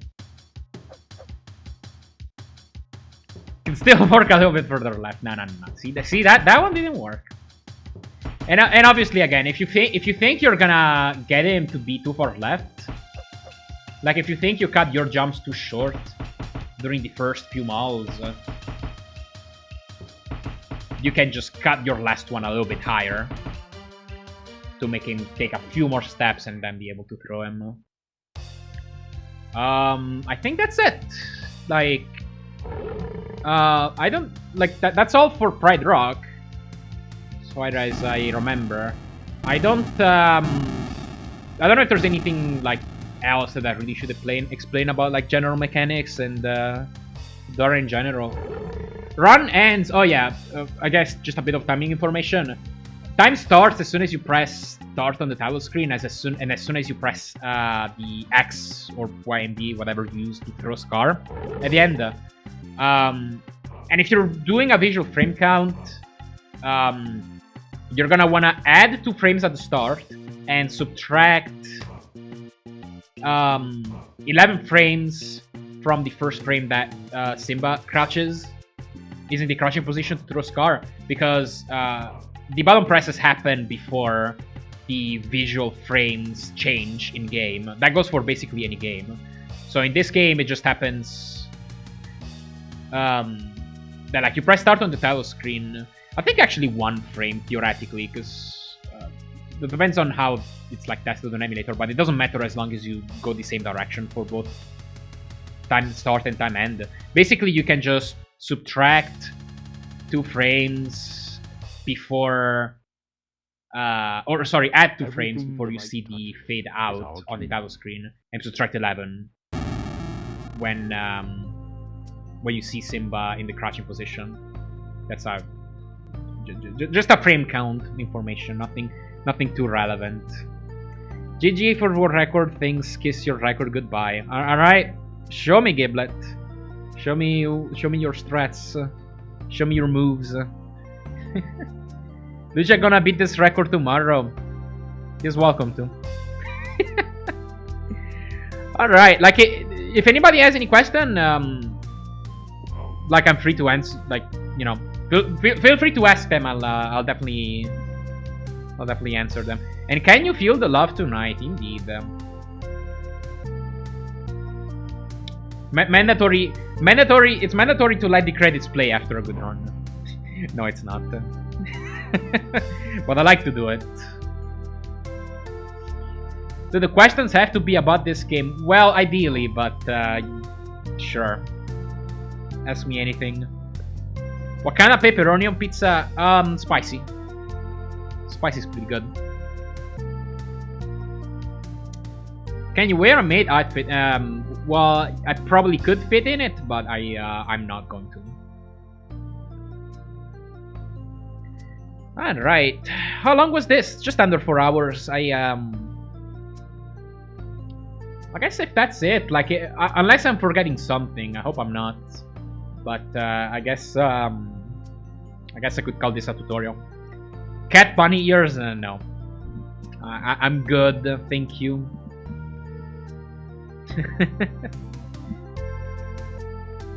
Well then, I'm definitely gonna highlight this later and make it available for people.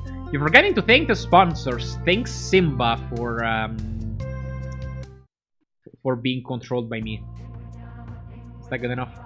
Also, thanks Car for dying. Bye bye.